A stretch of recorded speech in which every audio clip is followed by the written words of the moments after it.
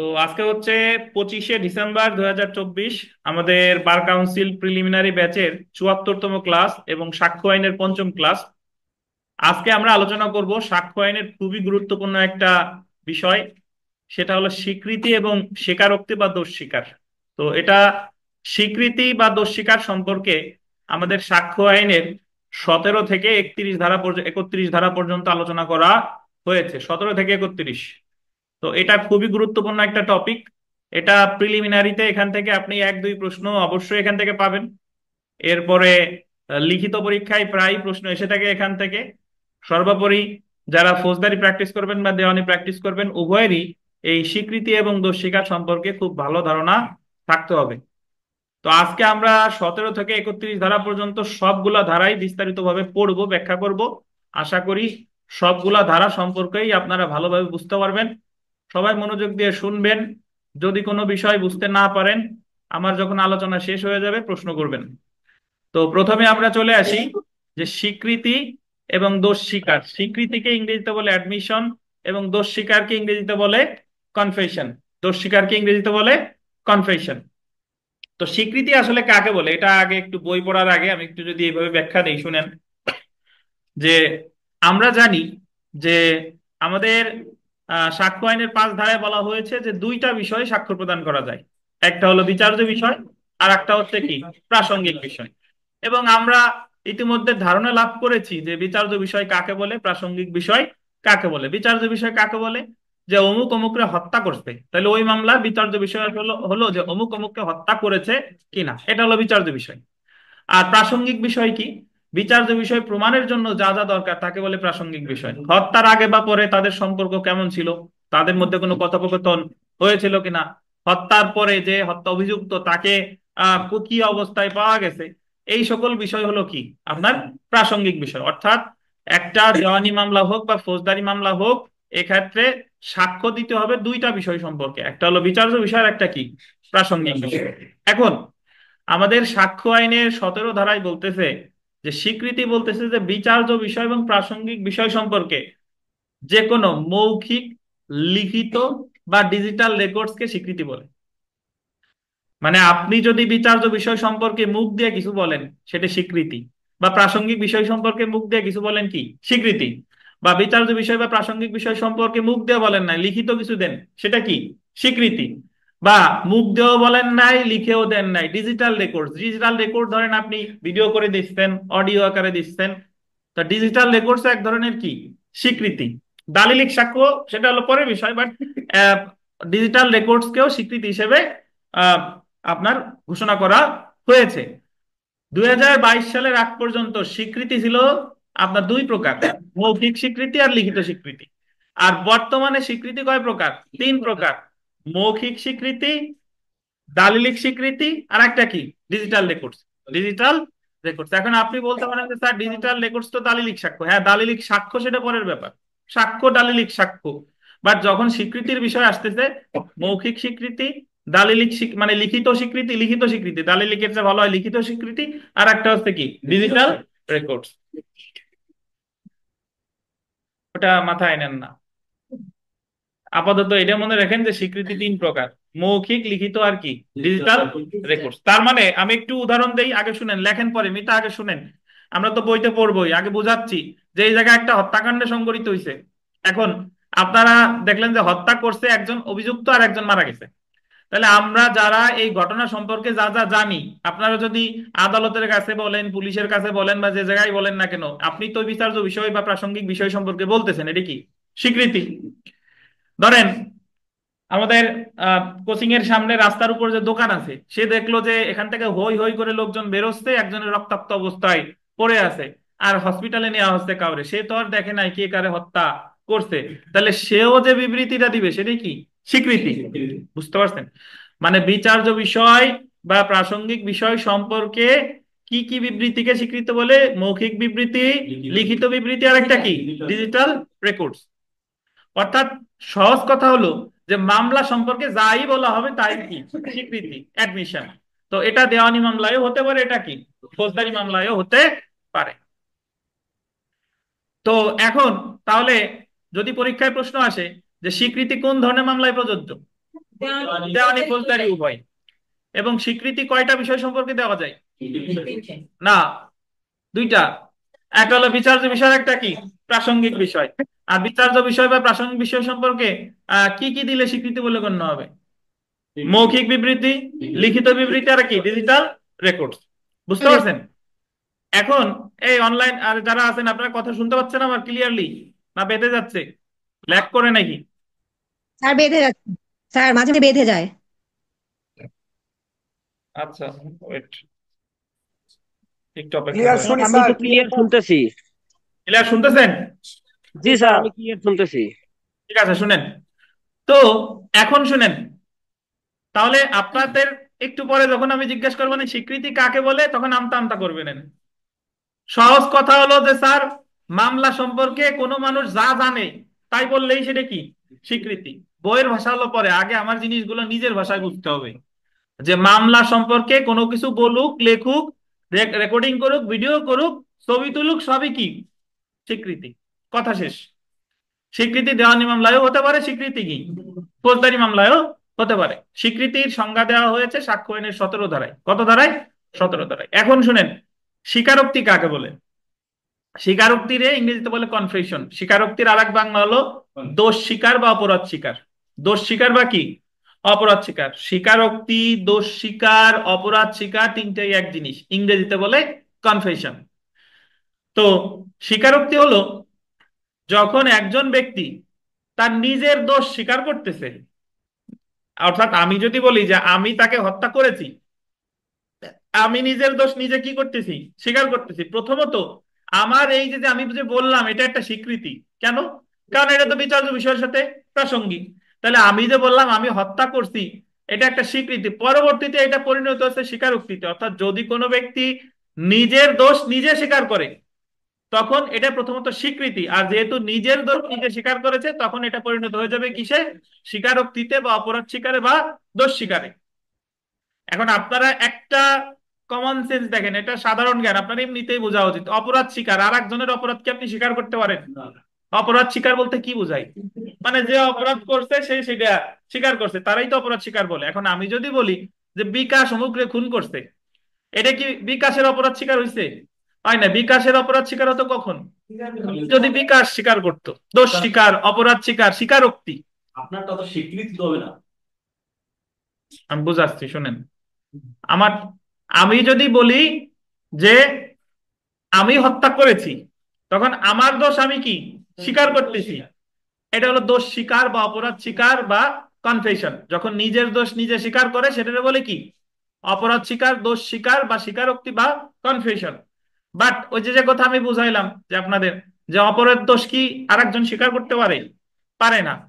কিন্তু আমি যদি বলি যে আমি দেখছি বিকাশ হত্যা করছে আখিনুরকে, এটা তো আমি দেখছি বিকাশ হত্যা করছে আখিনুরকে, এখন আমি তো দোষ স্বীকার করতেছি না, আমি তো যা দেখছি। সো এটা বিচার বিষয় সম্পর্কে আমি যা জানি তাই বললাম। সো এটা কিন্তু স্বীকারোক্তি না, এটা কি স্বীকৃতি। অর্থাৎ সহজ ভাষায় যেটা বলা যায় যে অ্যাডমিশনের বাংলা হচ্ছে স্বীকৃতি, কনফেশনের বাংলা হচ্ছে স্বীকারোক্তি, অপরাধ স্বীকার বা দোষ স্বীকার। অ্যাডমিশন দেওয়ানি মামলায় হয়, ফৌজদারি মামলায়ও হয়। আর কনফেশন হয় শুধুমাত্র কি মামলায়? ফৌজদারি মামলায়। আর কনফেশন কাকে বলে? যখন কোনো ব্যক্তি নিজের দোষ নিজে স্বীকার করে। নিজের দোষ নিজে স্বীকার করে, প্রথমত সেটা হলো স্বীকৃতি, পরবর্তীতে সেই স্বীকৃতি পরিণত হচ্ছে কিসে? স্বীকারোক্তিতে। বুঝতে পারছেন? তো এই আর কি, আমরা মোটামুটি এই স্বীকৃতি আর স্বীকারোক্তি নিয়েই 17 থেকে 21 পর্যন্ত, আমরা 31 পর্যন্ত আমরা পড়বো। তো সুরঞ্জন সাহেব একটু, বই তো আমরা এখনো পড়ি না, আমি জাস্ট বুঝাইলাম। সুরঞ্জন সাহেব, আপনি একটা, আপনার একটা প্রশ্ন করি, আপনি একটু কাইন্ডলি উত্তর দেন। ধরেন সঞ্চিতা এসে আপনাকে বলতেছে যে সুরঞ্জন যা, আমি দেখছি যে পাগলা তানভীর আর আব্দুর রশিদ সাহেব এই দুইজন মারামারি করছে, এবং একজন আর একজনকে এমন আঘাত করছে যে মাথা ফেটে রক্ত বের হয়ে গেছে। সঞ্চিতা হলো দেখছে তাদের দুজনকে মারামারি করতে। এখন সঞ্চিতা এসে আপনার কাছে এসে বলতেছে যে সুরঞ্জন দা আমি এটা দেখছি। এখন সুরঞ্জন সাহেব বলেন যে সঞ্চিতায় যে যে কথা এসে বললো আপনার কাছে, এটা কি স্বীকৃতি না স্বীকারোক্তি? এটা স্বীকারোক্তি কেন হলো না বলেন, সুরঞ্জন সাহেব ব্যাখ্যা দেন। স্বীকারোক্তি হলো যে যদি আমি খুন করতাম বা আমি নিজে চোখে দেখতাম বা আমি মনে করেন একটা অপরাধ করছি, আমি যদি স্বীকার করতেছি যে আমি এটা করছি। আচ্ছা, ধন্যবাদ। কিন্তু সঞ্চিতার ক্ষেত্রে স্বীকারোক্তিটা কখনো, তো এটা আপনি একটু উদাহরণ দিয়ে বলেন, মানে সঞ্চিতা তো এটা স্বীকৃতি হয়েছে বললেন, কিন্তু সঞ্চিতা এই কথাটা কখন স্বীকারোক্তি হতো? কিন্তু সঞ্জয়দার কথা সঞ্জয় বলতো যে আমি এটা করছি। সঞ্চিতা যদি বলতে যে আমি তানভীরে মারছি বা আমি অমুক রে এই অপরাধটা করছি, সঞ্চিতা তখন নিজের দোষ নিজে স্বীকার করতো, তখন সেটা প্রথমত স্বীকৃতি, পরবর্তীতে ওই স্বীকৃতিটা পরিণত হচ্ছে কিসে? স্বীকারোক্তিতে। বুঝতে পারছেন? আর যখন নিজের দোষ নিজে স্বীকার করতেছি না, আর একটা জিনিস দেখছি, তখন সেটা হয়ে যাচ্ছে কি? স্বীকৃতি। যেরকম আমরা দণ্ডবিধিতে আমরা পড়ছিলাম যে সকল খুনই নিন্দনীয় নরহত্যা, কিন্তু সকল নিন্দনীয় নরহত্যাই খুন নয়। ঠিক একই ভাবে সকল স্বীকারোক্তি স্বীকৃতি, কিন্তু সকল স্বীকৃতি স্বীকারোক্তি নয়। নয়। তো যাই হোক, আমরা পড়া শুরু করি, এরপরে বিস্তারিত বুঝবেন ইনশাল্লাহ। দেখেন, সাক্ষ্য আইনের 17 থেকে 31 ধারা পর্যন্ত স্বীকৃতি বা স্বীকারোক্তি নিয়ে আলোচনা করা হয়েছে।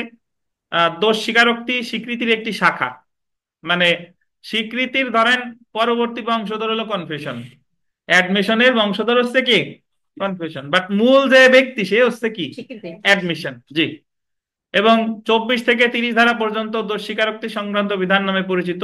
24 ধারা অনুসারে অনুচিত প্রভাবজনিত দোষ স্বীকারোক্তি, সো এটা আর পড়তেছি না, আমরা সরাসরি স্বীকৃতিতে চলে আসি, সংজ্ঞায় চলে আসি। দেখেন 17 ধারা, ধারা 17 এই জায়গায় বাংলায় উনি লেখছে স্বীকারোক্তি, আসলে এই জায়গায় স্বীকারোক্তি হবে না, এখানে কি হবে বলেন? স্বীকৃতি। স্বীকৃতি বা অ্যাডমিশন। 17 ধারায় স্বীকৃতির সংজ্ঞা দেওয়া হয়েছে। 17 ধারায় বিধান করা হয়েছে স্বীকৃতি হলো, গোল দিবেন, মৌখিক বা দালিলিক বা ডিজিটাল রেকর্ডে ধারণকৃত বিবৃতি, যা গোল দিবেন বিচার্য বা প্রাসঙ্গিক ঘটনা সম্পর্কে কোনো অনুমান ইঙ্গিত করে এবং যা অতঃপর বর্ণিত ব্যক্তিদের যে কোনো একজন কর্তৃক বা উল্লেখিত পরিস্থিতির অধীন প্রদত্ত হয়। সহজ কথা বললে, যে বিচার্য বিষয় বা প্রাসঙ্গিক বিষয় সম্পর্কে মৌখিক বিবৃতি, দালিলিক বিবৃতি বা ডিজিটাল রেকর্ডকেই কি বলে? স্বীকৃতি বলে। তো জেনে রাখবেন যে 2022 সালের আগ পর্যন্ত এখানে ডিজিটাল রেকর্ড শব্দটা ছিল না। তখন স্বীকৃতি ছিল কয় প্রকার? দুই প্রকার, মৌখিক আর দালিলিক। বাট বর্তমানে কয় প্রকার? মৌখিক, দালিলিক, আর একটা কি? ডিজিটাল। Digital record. তো যদি পরীক্ষায় প্রশ্ন আসে ঘটনা কয় প্রকার, কি কি? না, ঘটনা একটা হলো ফিজিক্যাল ফ্যাক্ট আর একটা হলো সাইকোলজিক্যাল ফ্যাক্ট। প্রমাণ কয় প্রকার, কি কি?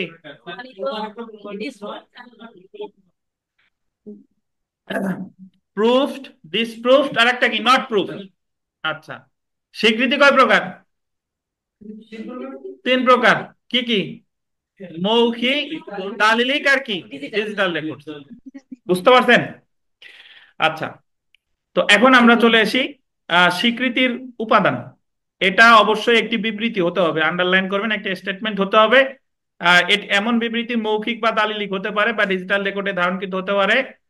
এমন বিবৃতি বিচার্য বিষয় বা প্রাসঙ্গিক বিষয় সম্পর্কে কোনো অনুমান ইঙ্গিত বহন করে, এবং এমন বিবৃতি যে কোনো ব্যক্তি কর্তৃক এবং 18 থেকে 30 দ্বারা উল্লেখিত পরিস্থিতিতে প্রদত্ত হতে হবে।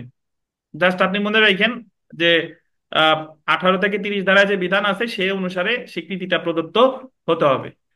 তো এভিডেন্স অ্যাক্ট 2022 দ্বারা স্বীকৃতির সংজ্ঞায় ডিজিটাল রেকর্ডে ধারণকৃত বিবৃতি অন্তর্ভুক্ত করা হয়েছে। সুতরাং সংশোধন অনুসারে 17 ধারায় স্বীকৃতি বা অ্যাডমিশন গোল দিবেন তিন প্রকার। কয় প্রকার? তিন প্রকার। একটা হলো মৌখিক স্বীকৃতি বা ওরাল অ্যাডমিশন, দালিলিক স্বীকৃতি বা ডকুমেন্টারি অ্যাডমিশন, ডিজিটাল রেকর্ডে ধারণকৃত স্বীকৃতি, statement contained in digital record. Digital রেকর্ডের আর একটা নাম কি জানেন? মনে আছে? Magnetic record. কি বলেন? Magnetic record. তো দেখেন, যাদের বক্তব্য স্বীকারোক্তি বলে গণ্য হবে, স্বীকারোক্তি তো না, যাদের বক্তব্য কি বলে গণ্য হবে? স্বীকৃতি বলে গণ্য হবে। এটা বলছে যাদের বক্তব্য স্বীকৃতি বলে গণ্য হবে, এটার পাশে লেখেন 18 ধারা। পাইছেন? যাদের বক্তব্য স্বীকৃতি বলে গণ্য হবে, এই যে স্ক্রিনে দেখা যাচ্ছে যে যাদের বক্তব্য স্বীকৃতি বলে গণ্য হবে, এটা কত ধারা? 18 18 ধারা। ধারা। মানে কোন কয় শ্রেণীর ব্যক্তি স্বীকৃতি দিতে পারে, এটা বলছে 18 দ্বারায়। লেখেন 4 শ্রেণীর। কয় শ্রেণীর?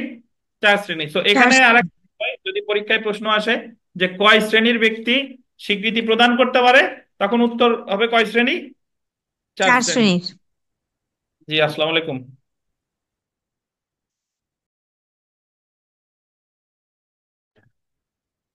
তো দেখেন, বিষয়টা হলো যে যদি পরীক্ষায় প্রশ্ন আসে যে কয় শ্রেণীর ব্যক্তি স্বীকৃতি প্রদান করতে পারে, কয় শ্রেণী? 4 শ্রেণী। কি চার কি শ্রেণী। তা আমরা একটু দেখব। দেখেন, এই অংশটুকু যদি আপনি ভালোভাবে পড়েন তাহলে আপনার লিখিত এই অংশটুকু হয়ে যাবে। 1 নাম্বার দেখেন, মামলার পক্ষ বা তাদের প্রতিনিধির স্বীকারোক্তি। মামলার পক্ষ বা তাদের প্রতিনিধি। মামলার পক্ষ মানে একটা মামলার কয়টা পক্ষ থাকে? 2টা। দেওয়ানি মামলায় ধরেন বাদী বিবাদী, ফৌজদারি মামলায় ওই নালিশকারী বা আপনার অভিযুক্ত, বা রাষ্ট্রপক্ষ বা অভিযুক্ত, নাকি? তো এই মামলার পক্ষ, বাদী বিবাদী যাই বলুক না কেন, সেটা কি? স্বীকৃতি। তারা ওই বিতর্ক বিষয় বা প্রাসঙ্গিক বিষয় সম্পর্কে বাদী বা বিবাদী যা যা বলবে, লিখবে, সবগুলাই হচ্ছে কি বলেন? স্বীকৃতি।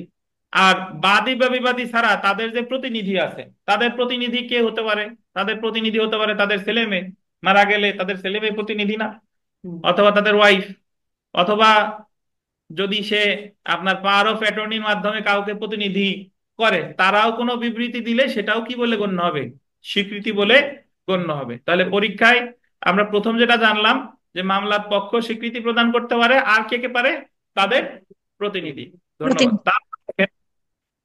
মামলার বিষয়বস্তুতে আন্ডারলাইন করবেন যার মালিকানাগত বা আর্থিক স্বার্থ আছে, তার বিবৃতি স্বীকৃতি বলে গণ্য হবে। স্বীকারোক্তি বলছে, বাট স্বীকৃতি লেখেন।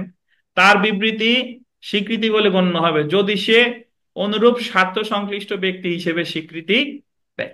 মানে এটা হচ্ছে কিরকম, যে ধরেন মামলার বিষয়বস্তুতে যার মালিকানাগত বা আর্থিক স্বার্থ আছে, ধরেন সে যদি পক্ষ নাও হয়, তবুও তার বিবৃতি স্বীকৃতি হতে পারে। কিভাবে? আমরা যখন সুনির্দিষ্ট প্রতিকার আইনে চুক্তি রদ করছিলাম, মনে আছে কিনা আপনাদের? তো ধরেন যৌথ হিন্দু পরিবারের একজন ব্যক্তি তার জমিটা বিক্রির জন্য আর একজনের সাথে চুক্তি করছে, বাট ওই যৌথ হিন্দু পরিবারের অন্যান্য সদস্যদের বিবৃতি, মানে অন্যান্য সদস্যদের কাছ থেকে অনুমতি সে নেয় নাই, তখন অন্যান্য ব্যক্তিরা ওই ব্যক্তির বিরুদ্ধে চুক্তি রোধের মামলা করতে পারবে কিনা বলেন? মনে আছে? যদিও অন্যান্য ব্যক্তিরা ওই চুক্তির কোনো পক্ষ না। বুঝতে পারছেন? বাট তাদের তো ওই যে যে সে জমিটা সে বিক্রি করছে বা জায়গাটা বিক্রি করছে বা সম্পদটা বিক্রি করছে, তাদের তো ওই বিষয়বস্তুতে তার কি আছে? আর্থিক বা মালিকানাগত স্বার্থ আছে। সো তারাও যদি কোনো বিবৃতি দেয়, সেটাও কি বলে গণ্য হবে? স্বীকৃতি বলে। স্বীকৃতি গণ্য তাহলে হবে। আমরা প্রথমে যেটা জানলাম যে মামলার পক্ষ অথবা তাদের কি প্রতিনিধি। 2 নম্বরে পেলাম যে মামলার বিষয়বস্তুতে যার মালিকানাগত অথবা আর্থিক স্বার্থ আছে। ধন্যবাদ। আমরা 3 নম্বরে চলে আসি। দেখেন, যে সকল ব্যক্তির নিকট হতে মামলার পক্ষসমূহ মামলার বিষয়বস্তুতে তাদের স্বার্থ লাভ করে, সেই সকল ব্যক্তির বিবৃতি স্বীকারোক্তি বলে গণ্য হবে না, হবে কি? স্বীকৃতি বলে স্বীকৃতি। গণ্য হবে। মানে যে সকল ব্যক্তির নিকট থেকে মামলার পক্ষসমূহ মামলার বিষয়বস্তুতে তাদের স্বার্থ লাভ করে, তাদের বিবৃতি স্বীকৃতি বলে গণ্য হবে। এটা কিভাবে? ধরেন ধরেন বিষয়টা হচ্ছে অনেকটা এরকম যে বিকাশ সাহেব একটা সত্য ঘোষণার মামলা করছে। সত্য ঘোষণার মামলা করে সুনির্দিষ্ট প্রতিকার আইনের 42 ধারায়। এবং সত্য ঘোষণার মামলা কি মানে? বিকাশ দখলে আছে, তার দখলটা, তার সত্য মালিকানা একজন কি করতেছে? অস্বীকার করতেছে। তার বিকাশ 42 ধারার মামলা করছে, যাতে আদালত ঘোষণা দেয় যে এই জমির আসল মালিক বিকাশ। ঠিক আছে? ধরেন মামলার বাদী সুমন সেন। মামলার বাদী কে? মামলার বাদী সুমন সেন। তো এখন ধরেন বিকাশ ওই মামলায় দেখাচ্ছে যে ইওর অর্ডার, যে আমি এই মামলার বাদী, আমি এই জায়গার দখলে দীর্ঘদিন ধরে আছি। এই যে দেখেন, আমি এই জায়গা কিনছি সুরঞ্জনের কাছ থেকে। সুরঞ্জনের কাছ থেকে আমি যে আহ, যে যে দলিল মূলে জমি কিনছি, দেখেন এই যে সেই দলিল। তাহলে এই মামলার এক পক্ষ হলো বিকাশ আর এক পক্ষ হলো সুপন সেন, কিন্তু এই মামলায় সুরঞ্জনের বিবৃতি ও স্বীকৃতি হিসেবে গণ্য হবে, কারণ বিকাশ এই এই এই সে যে জমিটা কিনছিল এই বিষয়বস্তুতে স্বার্থ লাভ করছে কার কাছ থেকে? সুরঞ্জনের কাছ থেকে। তাহলে সুরঞ্জনের বিবৃতিও কি এখানে স্বীকৃতি হিসেবে গণ্য হতে পারে। বুঝতে পারছেন? তো এই হচ্ছে 3 নাম্বার। 4 নাম্বারটা যদি একটু দেখি। আচ্ছা, 4 নাম্বার দেখেন, কোন প্রতিনিধিত্বমূলক মামলার বাদী বা বিবাদী যে বিবৃতি দান করে তা প্রতিনিধি হিসেবে প্রদত্ত হলে স্বীকৃতি বলে গণ্য হবে। তার আগে আপনাদের একটু জানা দরকার যে প্রতিনিধিত্বমূলক মামলা কোথায় আছে। আলামিন সাহেব কোথায় আছে? একাদশের আর বিধি। দেওয়ানি কার্যবিধির একাদেশের 8 বিধিতে। প্রতিনিধিত্বমূলক মামলা হচ্ছে যে যখন ধরেন বাংলাদেশ বার কাউন্সিল যথাযথ সময়ে পরীক্ষা নিচ্ছে না, পরীক্ষা নিচ্ছে না, তো এখন আপনারা বাংলাদেশ বার কাউন্সিলের বিরুদ্ধে মামলা করতে চান যে কেন পরীক্ষা নেওয়া হবে না বা যথাযথ সময় পরীক্ষা নেওয়া হোক, এই মর্মে ধরেন মামলা করবেন। তো এই জায়গায় যদি 100 জন পরীক্ষার্থী থাকে বা 200 জন পরীক্ষার্থী থাকে, সকলের কি একই শর্ত কিনা বলেন? একই শর্ত, মানে সবার তো চাওয়া একই, কি যাতে পরীক্ষা অনুষ্ঠিত হয়। তো আমাদের দেওয়ানি কার্যবিধির একাদশের 8 বিধিতে বলা হয়েছে যে যখন কোনো মামলার বিষয়বস্তুতে সকল মানে একাধিক ব্যক্তির একই স্বার্থ থাকে, সেম ইন্টারেস্ট থাকে, তখন আদালতের অনুমতি নিয়ে যে কোনো একজন মামলা পরিচালনা করতে পারে বা যে কোনো একজন মামলা প্রতিদ্বন্দ্বিতা করতে পারে। তাহলে সকলের পক্ষে, এই যারা পরীক্ষার্থী তাদের সকলের পক্ষে, ধরেন আমাদের সলিমুল্লাহ, যে সে প্রতিনিধিত্বমূলক মামলা পরিচালনা করতে পারে যদি আদালত তারে কি দেয়? অনুমতি দেয়। এবং সলিমুল্লাহ যদি সকলের প্রতিনিধি হিসেবে কোনো বিবৃতি দেয় তখন সেটা কি হবে? স্বীকৃতি। কিন্তু সে যদি প্রতিনিধিত্বমূলক মামলায় সকলের প্রতিনিধি হয় নাই, কোনো বিবৃতি দিছে, সেটা কিন্তু স্বীকৃতি হবে না। এই যে দেখেন, কোন প্রতিনিধিত্বমূলক মামলার বাদী বা বিবাদী যে বিবৃতি দান করে তা দেখেন প্রতিনিধি হিসেবে প্রদত্ত হলে, কি হিসেবে? প্রতিনিধি হিসেবে প্রদত্ত হলে তা স্বীকৃতি বলে গণ্য হবে। সো প্রতিনিধিত্বমূলক, একটা চেয়ার নিয়ে আসেন, প্রতিনিধিত্বমূলক মামলায় বিবৃতি দিলেই সেটা স্বীকৃতি হবে না, বিবৃতি দিতে হবে কি হিসাবে? প্রতিনিধি হিসাবে। প্রতিনিধি প্রতিনিধি হিসেবে। প্রতিনিধি হিসেবে যদি বিবৃতি দেন তখনই সেটা স্বীকৃতি বলে গণ্য। তাহলে আমরা যেটা হবে। জানলাম যে স্বীকৃতির সংজ্ঞা দেওয়া হয়েছে কত ধারায়? 17 ধারায়। স্বীকৃতি কয়টা বিষয় দেওয়া যায়? 2টা বিষয়। একটা হলো বিচার্য বিষয়ের, একটা কি প্রাসঙ্গিক বিষয়।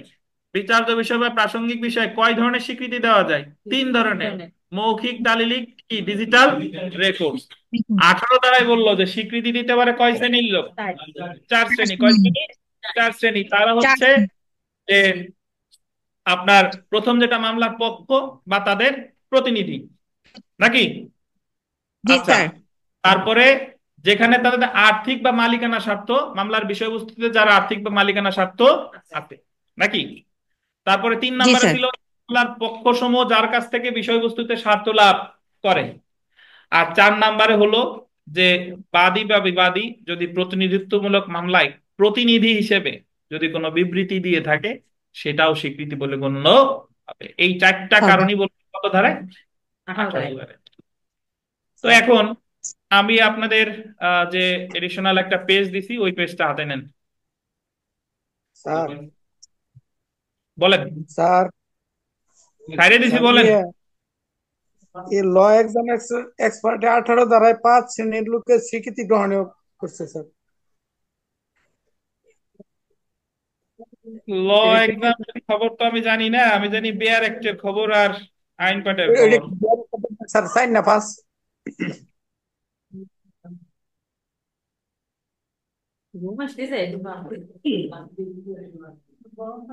স্যার এখানে একটু একটু কনফিউশন ছিল স্যার। বেয়ার অ্যাক্টে 4 ধরনেরই আছে। হ্যাঁ বলেন, স্যার ওই বলেন। এক এক নাম্বার যে শ্রেণীটা মামলার পক্ষ প্রতিনিধি মানে তার বৈধ প্রতিনিধি বোঝাবে এখানে, তাই না স্যার? হ্যাঁ, হ্যাঁ, হ্যাঁ, হ্যাঁ, আর 4 নম্বরে হলো যে প্রতিনিধিত্বমূলক মামলা যেরকম একই স্বার্থ যাদের আছে এই প্রতিনিধি হ্যাঁ, হ্যাঁ, বোঝাবে। হ্যাঁ, জি, জি, জি। আচ্ছা স্যার, আর একটা 3 নম্বরে যে বললেন স্যার, মানে আমি জমি কিনলাম করিমের কাছ থেকে, পরবর্তীতে করিমের বক্তব্য স্বীকৃতি হবে, এটা একটু উদাহরণ দিবেন স্যার কাইন্ডলি। ওই যে উদাহরণ তো আমি তখনই দিছি যে মামলা করছেন, ধরেন আপনি কানুন সাহেব, আপনি জমি কিনছেন, কেনার পরে আপনার বিরুদ্ধে ধরেন একটা জাল দলিল তৈরি করছে আপনার প্রতিবেশী, কারণ আপনি জমিটা কিনছেন কামরুজ্জামান সাহেবের কাছ থেকে, কিন্তু আপনার ক্লিয়ার বিরুদ্ধে। Sir, clear sir. স্যার বুঝতে পারছি, আর বলতে হবে না স্যার। আচ্ছা জি, এই শুনেন, তাহলে আমরা 19 ধারায় আসি, ধারা 19। ধারা 19টা একটু দেখেন, সবাই একটু মনোযোগ দিয়ে লক্ষ্য করেন, এখানে একটু বোঝার বিষয় আছে। দেখেন আমরা ধারা 19টা একটু পড়ি। ধারা 19, মকদ্দমার পক্ষ নয়, আন্ডারলাইন করবেন, মকদ্দমার পক্ষ নয় এমন তৃতীয় কোনো ব্যক্তির বিবৃতি কোন পরিস্থিতিতে স্বীকৃতি হতে পারে সেটা 19 ধারায় আলোচনা করা হয়েছে। বলতে যে যে একজন ব্যক্তি সে মামলার পক্ষ না, মানে ওই 18 ধারায় যে কয়টা আছে ধরেন তার কিছু নাই, ওই আপনার 18 ধারায় 4টে না, 4টে স্যার একটাও নাই, ধরেন সে মামলার পক্ষও না, মামলার পক্ষও না, আর 18 ধারায় যে যে কারণ আছে তার কোনোটাও নাই, বাট তারপরও কোন ক্ষেত্রে কোন ব্যক্তির বিবৃতি স্বীকৃতি হতে পারে। যেমন দেখেন, যে ক্ষেত্রে মকদ্দমার কোনো পক্ষের দায় মকদ্দমার অন্য কোনো গোল দিবেন তৃতীয় ব্যক্তির উপর নির্ভর করে, সেক্ষেত্রে এমন তৃতীয় ব্যক্তির স্বীকৃতি মকদ্দমার যে পক্ষের দায় নিয়ে প্রশ্ন করে তার বিরুদ্ধে গ্রহণীয় হবে। কিছুই বুঝেন নাই? আচ্ছা, বুঝেন নাই বলেই তো পড়তে আসছেন। দেখেন, বলতেছে বিষয়টা হচ্ছে অনেকটা এরকম, আগে আমি আহ উদাহরণটা পড়ি, তারপরে এই লেখাটা, ধারার লেখাটা পড়লে তখন বুঝতে পারবো। দেখেন উদাহরণটা পড়ি, যে বাড়ির মালিক বাবু তার বাড়ির ভাড়াটিয়াদের থেকে ভাড়া আদায়ের জন্য আলামিনকে দায়িত্ব দেয়। এইটুক বুঝেন। বাড়ির মালিক কে বলেন তো? বাবু, মানে বাবু হচ্ছে একটা বাড়ির মালিক, আর তার বাড়ির ভাড়াটিয়াদের থেকে ভাড়া আদায়ের জন্য দায়িত্ব দিছে আলামিন। আলামিন ধরেন বাবুর কেয়ারটেকার, মানে সে বাবু দেখাশোনা করে। রুবেল আবার হাসতেছে আলামিনের দিকে দেখে, যে কেয়ারটেকার বানাইছে। দেখেন, আচ্ছা দেখেন তো দেখেন, তো তো বাড়ির মালিক হচ্ছে কে? বাবু। আর কেয়ারটেকার হচ্ছে কে? আলামিন। দেখেন, আলামিন ভাড়াটিয়া নিপুণের নিকট থেকে ভাড়ায় আদায় করেনি মর্মে বাবু অভিযোগ করে। মানে বাড়ির মালিক বলতেছে যে আলামিন, তুমি ভাড়াটিয়া ওই শাবনুরের কাছ থেকে, ক্যাটরিনার কাছ থেকে, ঐশীর কাছ থেকে ভাড়া আদায় করছো, কিন্তু নিপুণের কাছ থেকে ভাড়া আদায় তুমি করো নাই। মানে সবার কাছ থেকে ভাড়া আদায় তুমি করছো ঠিকই, বাট নিপুণের ভাড়া তুমি আদায় করো নাই। এই কথা বলতেছে মালিক কাকে? আলামিনকে। এইটুক তো বুঝছেন? জি। আলামিন দাবি করে যে নিপুণের নিকট কোনো ভাড়া বকেয়া নাই। আলামিন বলতেছে যে আমি নিপুণের কাছ থেকে ভাড়া আনবো কিভাবে, তার কাছে তো কোনো ভাড়া কি নাই, বকেয়া নাই। বুঝছেন? বাট বাড়িওয়ালা বলতেছে কি, যে তুমি ভাড়া আনো নাই, আর আলামিনের ব্যাখ্যা হচ্ছে যে নিপুণের কাছে কোনো ভাড়া বকেয়া নেই। ধন্যবাদ। এক্ষেত্রে ভাড়া আদায়ের জন্য বাবু যদি নিপুণের বিরুদ্ধে মকদ্দমা দায়ের করে, ভাড়া আদায়ের জন্য বাড়িওয়ালা মামলা করছে ভাড়াটিয়াকে নিপুণের বিরুদ্ধে, যে তুমি আমার ভাড়া দাও। বুঝতে পারছেন? যেহেতু আলামিন ভাড়া কি আনে নাই, নিপুণের ভাড়া আনে নাই, তবে তৃতীয় ব্যক্তি হিসেবে আলামিনের বিবৃতি স্বীকৃতি হিসেবে বাবুর বিরুদ্ধে প্রাসঙ্গিক হবে। তৃতীয় ব্যক্তি যে কেয়ারটেকার, তখন ওই আলামিন সাহেব নিপুণ আবার টাইনি আনবে কারে? আলামিন দে, যে আলামিন তোমার তো ভাড়া আদায় করতে দিছিল, তুমি বললো আমার কাছে ভাড়া বকেয়া আছে, আলামিন বলবে না আমার ভাড়া বকেয়া নাই। তাহলে এই মামলার এক পক্ষ হচ্ছে বাড়িওয়ালা, এক পক্ষ হচ্ছে কি ভাড়াটিয়া, ভাড়াটিয়া নিপুণ। বাট আলামিন কি কোনো পক্ষ না, তারপরও তার বিবৃতি 19 ধারায় কি প্রাসঙ্গিক। বুঝতে পারছেন?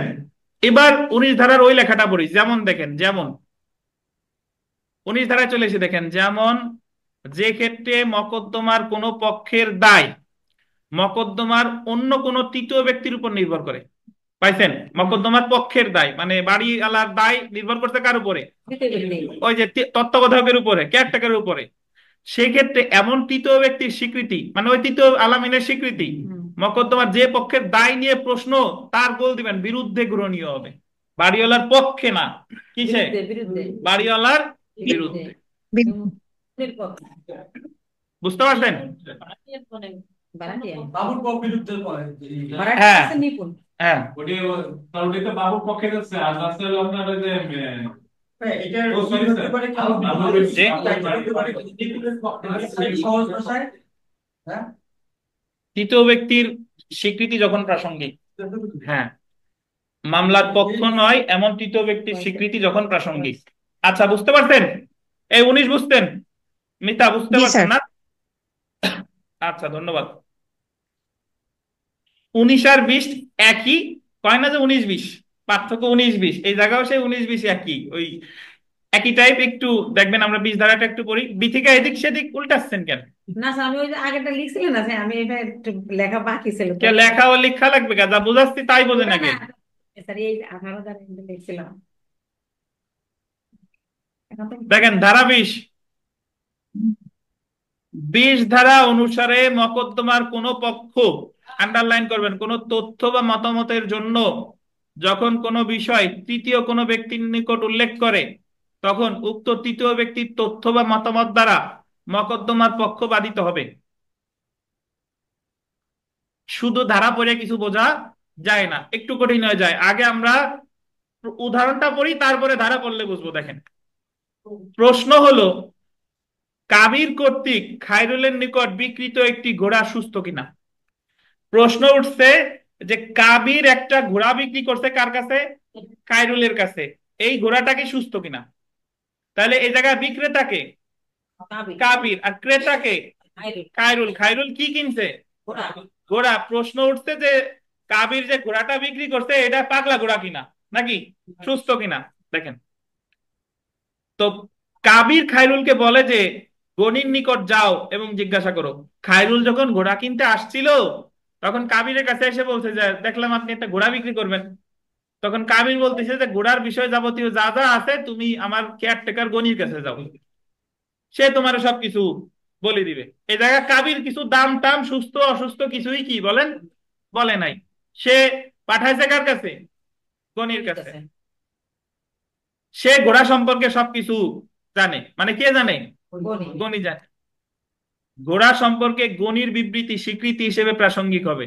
ঘোড়া সম্পর্কে কাবির তো পাঠা দিল গনির কাছে, এখন গনি যা বলবে এটা স্বীকৃতি হিসেবে কি প্রাসঙ্গিক। গনি যদি বলে ঘোড়াটি অসুস্থ এবং পরবর্তীতে কাবির যদি বলে ঘোড়াটি সুস্থ, তবে গনি কর্তৃক প্রদত্ত বিবৃতি কাবিরের বিরুদ্ধে ব্যবহার করা যাবে। গনির কাছে তো যাইতে বলছে খাইরুল, এখন গনি বলছে ঘোড়াটি অসুস্থ। তো তখন ধরেন খাইরুল বললো যে অসুস্থ ঘোড়া তো আমি কিনবো না। তখন সে যখন হাইটে চলে যাচ্ছিল কাবির বলতেছে যে কি ভাই ঘোড়া কিনবা না?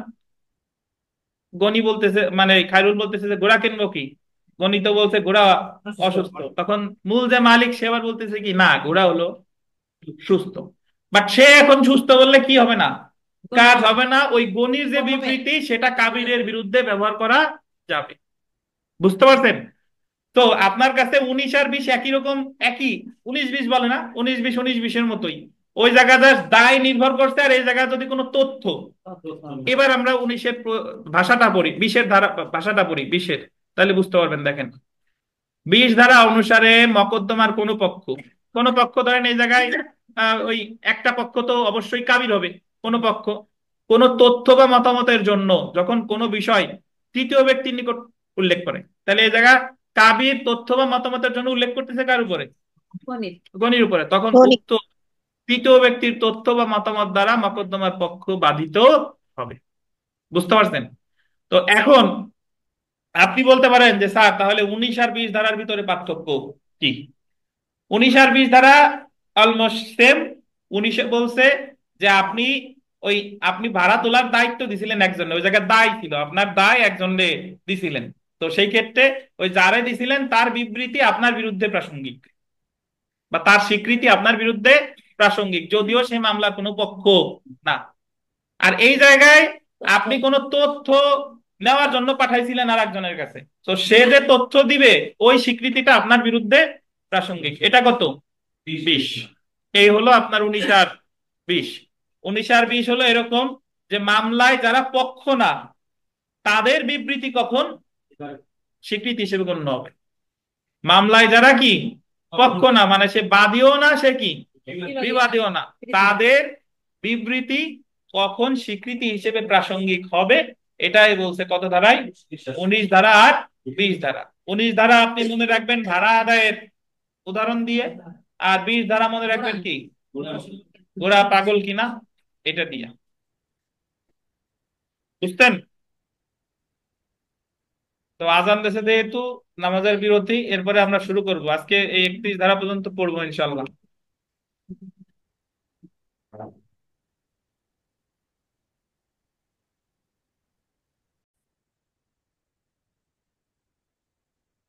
তো বিরতির আগে আমরা 19 এবং 20 ধারা পড়েছি। 19 এবং 20 ধারার যে মূল বিষয়বস্তু সেটা হলো যে যারা মামলার পক্ষ না এরকম কোন ব্যক্তিও স্বীকৃতি প্রদান করতে পারে সাক্ষ্য আইনের কত ধারায়, 19 ধারায় আর 20 ধারায়। তো আমরা চলে আসি 21 ধারা। দেখেন 21 ধারায় বলতেছে যে স্বীকৃতি স্বীকৃতিকারীর বিপক্ষে প্রমাণ করা যায় কিন্তু পক্ষে প্রমাণ করা যায় না। আন্ডারলাইন করেন, মানে যদি কেউ কোনো স্বীকৃতি দেয় সেটা তার পক্ষে প্রদান করা যাবে না, সেটা তার বিপক্ষে প্রমাণ করা যাবে। এটা বলছে সাক্ষ্য আইনের কত ধারায়, 21 ধারায়। একটু সবাই একটু মনোযোগ দিয়ে শুনেন, তারপরে আমি এখানে একটা উদাহরণ দিয়ে তারপরে পড়াই গেলে বুঝতে পারবেন। ধরেন যে বিথিকা বিশ্বাস 50,000 টাকা পাবে এই মর্মে অর্থ আদায়ের মামলা করছে বিকাশের বিরুদ্ধে। মানে তাহলে এই মামলার বাদী হচ্ছে বিথিকা আর বিবাদীকে বিকাশ, এবং বিথিকা কিসের জন্য মামলাটা দায়ের করেছে, কিসের জন্য, 50,000 টাকা পাবে এই মর্মে নাকি। আচ্ছা, তো এখন ধরেন মামলা করার আগে বিথিকা ওনার আরিফদার কাছে স্বীকার করছে যে আমি বিকাশের কাছে 50,000 টাকা পাবো, কিন্তু বিকাশ আমারে টাকা দিচ্ছে না। বুঝেন? মামলা করার আগে বিথিকা, মামলা করার আগে করুক বা সময় করুক যাই করুক না কেন, বিথিকা যে স্বীকারোক্তিটা দিছে যে আমি বিকাশের কাছে 50,000 টাকা পাবো, এই স্বীকৃতিটা দিছে কার কাছে, আরিফ সাহেবের কাছে।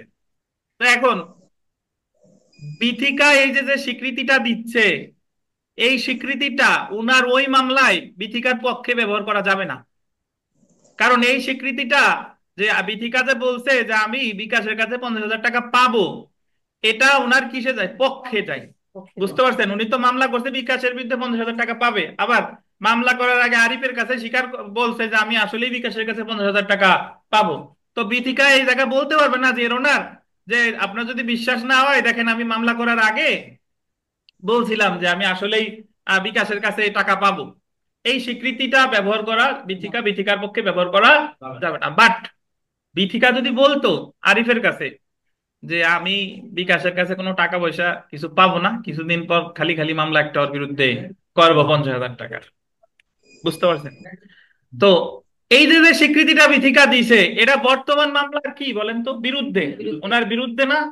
তো তখন এই স্বীকৃতিটা ওই বিকাশ আরিফে ধইরা বলতে পারতো যে ওনার দেখেন বিথিকা মামলা করার আগে আরিফ দাদার কাছে কি বলছে, যে আসলেই সে আমার কাছে কোনো টাকা পাবে না, আমারে শুধুমাত্র হয়রানি করার জন্য এই মামলাটা সে দায়ের করবে, এরকম একটা স্বীকৃতি এর আগেই আরিফের কাছে দিয়েছে। তো এই কারণে বলছে যে স্বীকৃতি স্বীকৃতিদাতার পক্ষে প্রমাণ করা যায় না, কিন্তু কি বিপক্ষে প্রমাণ করা যায়।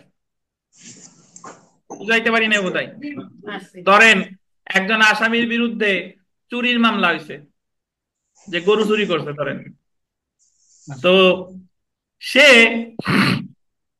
এর আগে স্বীকার করছে যে আমি জীবনেও কোনোবার কারো বিরুদ্ধে আমি কোনো চুরি টুরি করি নাই, কিন্তু আমার বিরুদ্ধে মিথ্যা মামলা টামলা হইতে পারে, এবং ঠিকই তার বিরুদ্ধে গরু চুরির মামলা দিছে।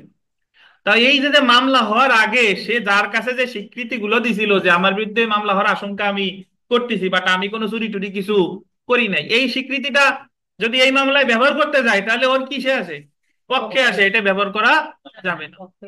বুঝতে পারছেন? কিন্তু সে যদি মামলা করার আগে বলতো যে আমি তো অমুকের আগে গরুটা নিয়ে আসছি, এবং তার বিরুদ্ধে ঠিকই গরু চুরির মামলা হয়েছে, তখন ওই স্বীকৃতিটা তার বিরুদ্ধে কি বলেন কার্যকরী হবে। ব্যবহার করা যাবে। তাহলে যেটা বোঝা যাচ্ছে যে স্বীকৃতি স্বীকৃতিদাতার পক্ষে প্রমাণ করা ব্যবহার করা যায় না, কি প্রমাণ করা যায় না, কি বিপক্ষে প্রমাণ করা যায়। কত ধারায়? 21। 21 ধারায়। বুঝতে পারছেন? বিপক্ষে প্রমাণ করা যায় কি স্বীকৃতি। বুঝতে পারছেন? এখন প্রশ্ন এসে যায় যে তাহলে কি কোনোদিনই পক্ষে প্রমাণ করা যাবে না? কোনোদিনই পক্ষে প্রমাণ করা যাবে কিনা? আচ্ছা, যাবে, পক্ষে প্রমাণ করা যাবে ব্যতিক্রম প্রেক্ষাপটে। উদাহরণস্বরূপ ডাইং ডিক্লারেশন বা মৃত্যুকালীন ঘোষণা। ধরেন একজন ব্যক্তি মারা যাওয়ার আগে, বিথিকা মারা যাওয়ার আগে ডাক্তারের কাছে বলে গেছে যে আমাকে অমুক অমুক অমুক অত্যাচার করছে, আমি যে কোনো সময় মারা যেতে পারি। তো ঠিকই বিথিকা কি মারা গেছে। তাহলে বিথিকার যে হত্যা মামলাটা হলো, ওই যে ডাক্তারের কাছে যে স্বীকৃতিটা দিছে, এটা ওনার পক্ষে যায় না বিপক্ষে যায়? পক্ষে যায়। কিন্তু এইটা এই মামলায় ব্যবহার করা যাবে বা প্রমাণ করা যাবে। বুঝতে পারছেন? তাহলে স্বীকৃতিদাতার পক্ষে প্রমাণ করা যায় না, বিপক্ষে প্রমাণ করা যায়। বাট এর একটা ব্যতিক্রম কি? মৃত্যুকালীন ঘোষণা। থাকলে হবে না, মৃত্যু হলে হবে। হ্যাঁ। জীবিত থাকলে কি সেটা বাচ্চাকালীন ঘোষণা দেবে? না, ওইটা আছে। আগে যা বুঝাইছি এইটুক বোঝেন, যে মৃত্যুকালীন ঘোষণার ক্ষেত্রে স্বীকৃতি ব্যবহার করা যাবে। বুঝতে পারছেন? তাহলে 21 ধারার যে মূল কথা, যে স্বীকৃতিকারীর পক্ষে প্রমাণ করা যায় না বা বিপক্ষে প্রমাণ করা যায়, এটা হলো মূল কথা। এখন আমরা একটু পড়ি, দেখেন বুঝতে পারবো। তো an admission may be proved against but not in favor of its maker, মানে বিরুদ্ধে প্রমাণ করা যাবে কিন্তু তার পক্ষে প্রমাণ করা যাবে না। তো দেখেন যে 21 ধারার বিধান অনুসারে 18 থেকে 20 ধারায় বর্ণিত স্বীকৃতিগুলো প্রাসঙ্গিক, এবং এই সমস্ত স্বীকৃতি যে সমস্ত ব্যক্তি দিবেন, আন্ডারলাইন করবেন, তাদের বিরুদ্ধে অথবা তাদের স্বার্থ সংশ্লিষ্ট প্রতিনিধিদের বিরুদ্ধে প্রয়োগ করা যেতে পারে। পক্ষে না বিরুদ্ধে? বিরুদ্ধে। কিন্তু নিম্নলিখিত অবস্থাগুলো ব্যতীত তাদের পক্ষে এবং তাদের মামলার সমর্থনে এইগুলো ব্যবহার করা যাবে না, এগুলো তার পক্ষে ব্যবহার করা যাবে না। যেমন এটা একটু ভালোভাবে আমরা উদাহরণটা দেখি। রহিম এবং করিমের মধ্যে একটি দলিল জাল কিনা এ বিষয়ে মামলা হয়েছে। মামলার বাদী বিবাদী হচ্ছে রহিম আর কে? করিম। এবং মামলার বিষয়বস্তু কি? দলিলটা জাল কিনা। তো রহিমের বক্তব্য দলিলটি খাঁটি, রহিম বলতেছে যে এই দলিলটা হচ্ছে খাঁটি, এবং করিমের দাবি হচ্ছে দলিলটি কি? জাল। তাহলে এটা একটু মনে রাখেন, রহিম বলছে দলিলটা খাঁটি আর করিম বলছে কি? জাল। এই বিষয়ে রহিম দলিলটি খাঁটি এই কথা বলে পূর্বে কোনো বিবৃতি দিলে উক্ত বিবৃতি রহিমের পক্ষে এই মামলায় ব্যবহার করা যাবে না। রহিম তো মামলায় দাবি করতেছে খাঁটি, তো মামলা করার আগে সে যদি কারো কাছে বলে থাকে যে আমার ওই দলিলটা খাঁটি, তা এই এই কথাটা কি তার এই মামলায় ব্যবহার করা যাবে কিনা? যাবে না। কেন যাবে না? কারণ এটা তার কি? পক্ষে যায়। কিন্তু দলিলটি খাঁটি এই মর্মে করিমের কোন বিবৃতি এই মামলায় রহিম করিমের বিরুদ্ধে দলিলটি যে খাঁটি এই বিষয়ে করিমের স্বীকৃতি হিসেবে ব্যবহার করতে পারবে। করিম যদি কোনো বিবৃতি দিয়ে থাকে দলিলটা খাঁটি, কারণ মূল মামলায় এসে করিম বলতেছে দলিলটা হলো জাল, কিন্তু মামলা করার আগে করিম কারো কাছে বলছে দলিলটা কি? খাঁটি। তাহলে এইটা আবার করিমের বিরুদ্ধে বা রহিমের পক্ষে ব্যবহার করা যাবে। বুঝেন কিনা? মূল মামলায় তো বলছিল যে রহিম বলছে খাঁটি, করিম বলছে জাল। তাই মূল মামলা করার আগে রহিম যদি কারো কাছে বলে যে দলিলটা খাঁটি, তাহলে মামলায় দাবি করতে খাঁটি, স্বীকৃতিও তো দাবি করতে খাঁটি, তাহলে এটা তার পক্ষে ব্যবহার করা যাচ্ছে না। কিন্তু মামলা করার আগে যদি করিম, যে বর্তমান মামলায় দাবি করতেছিল জাল, বর্তমান মামলায় দাবি করতেছে দলিলটা কি? জাল, দেখা গেলো মামলা করার আগে সে কারো কাছে স্বীকার করছে দলিলটা জাল না, দলিলটা হলো কি? খাঁটি। তাহলে এইটা তার বিরুদ্ধে মানে করিমের বিরুদ্ধে ব্যবহার করা যাবে। আর করিমের বিরুদ্ধে ব্যবহার করা যাবে মানে হলো এটা আসতেছে কার পক্ষে? রহিমের পক্ষে। অনুরূপ ভাবে দলিলটি জাল এই মর্মে রহিমের কোন বিবৃতি থাকলে লেখেন, থালে হয়ে গেছে থাকলে হবে। অনুরূপ ভাবে দলিলটি জাল এই মর্মে রহিমের কোন বিবৃতি থাকলে, যেহেতু মূল মামলায় বলছে রহিম দলিলটা খাঁটি, বাট এর আগে যদি কোথাও বলে দলিলটি কি? জাল, বিবৃতি থাকলে করিম ও রহিমের বিরুদ্ধে তা ব্যবহার করতে পারবে। বুঝেন নাই বোধহয়? হ্যাঁ, বুঝতে পারছি। থাকলে থালের জায়গা হবে থাকলে, আবার প্লেটে লেখেন না। দেখেন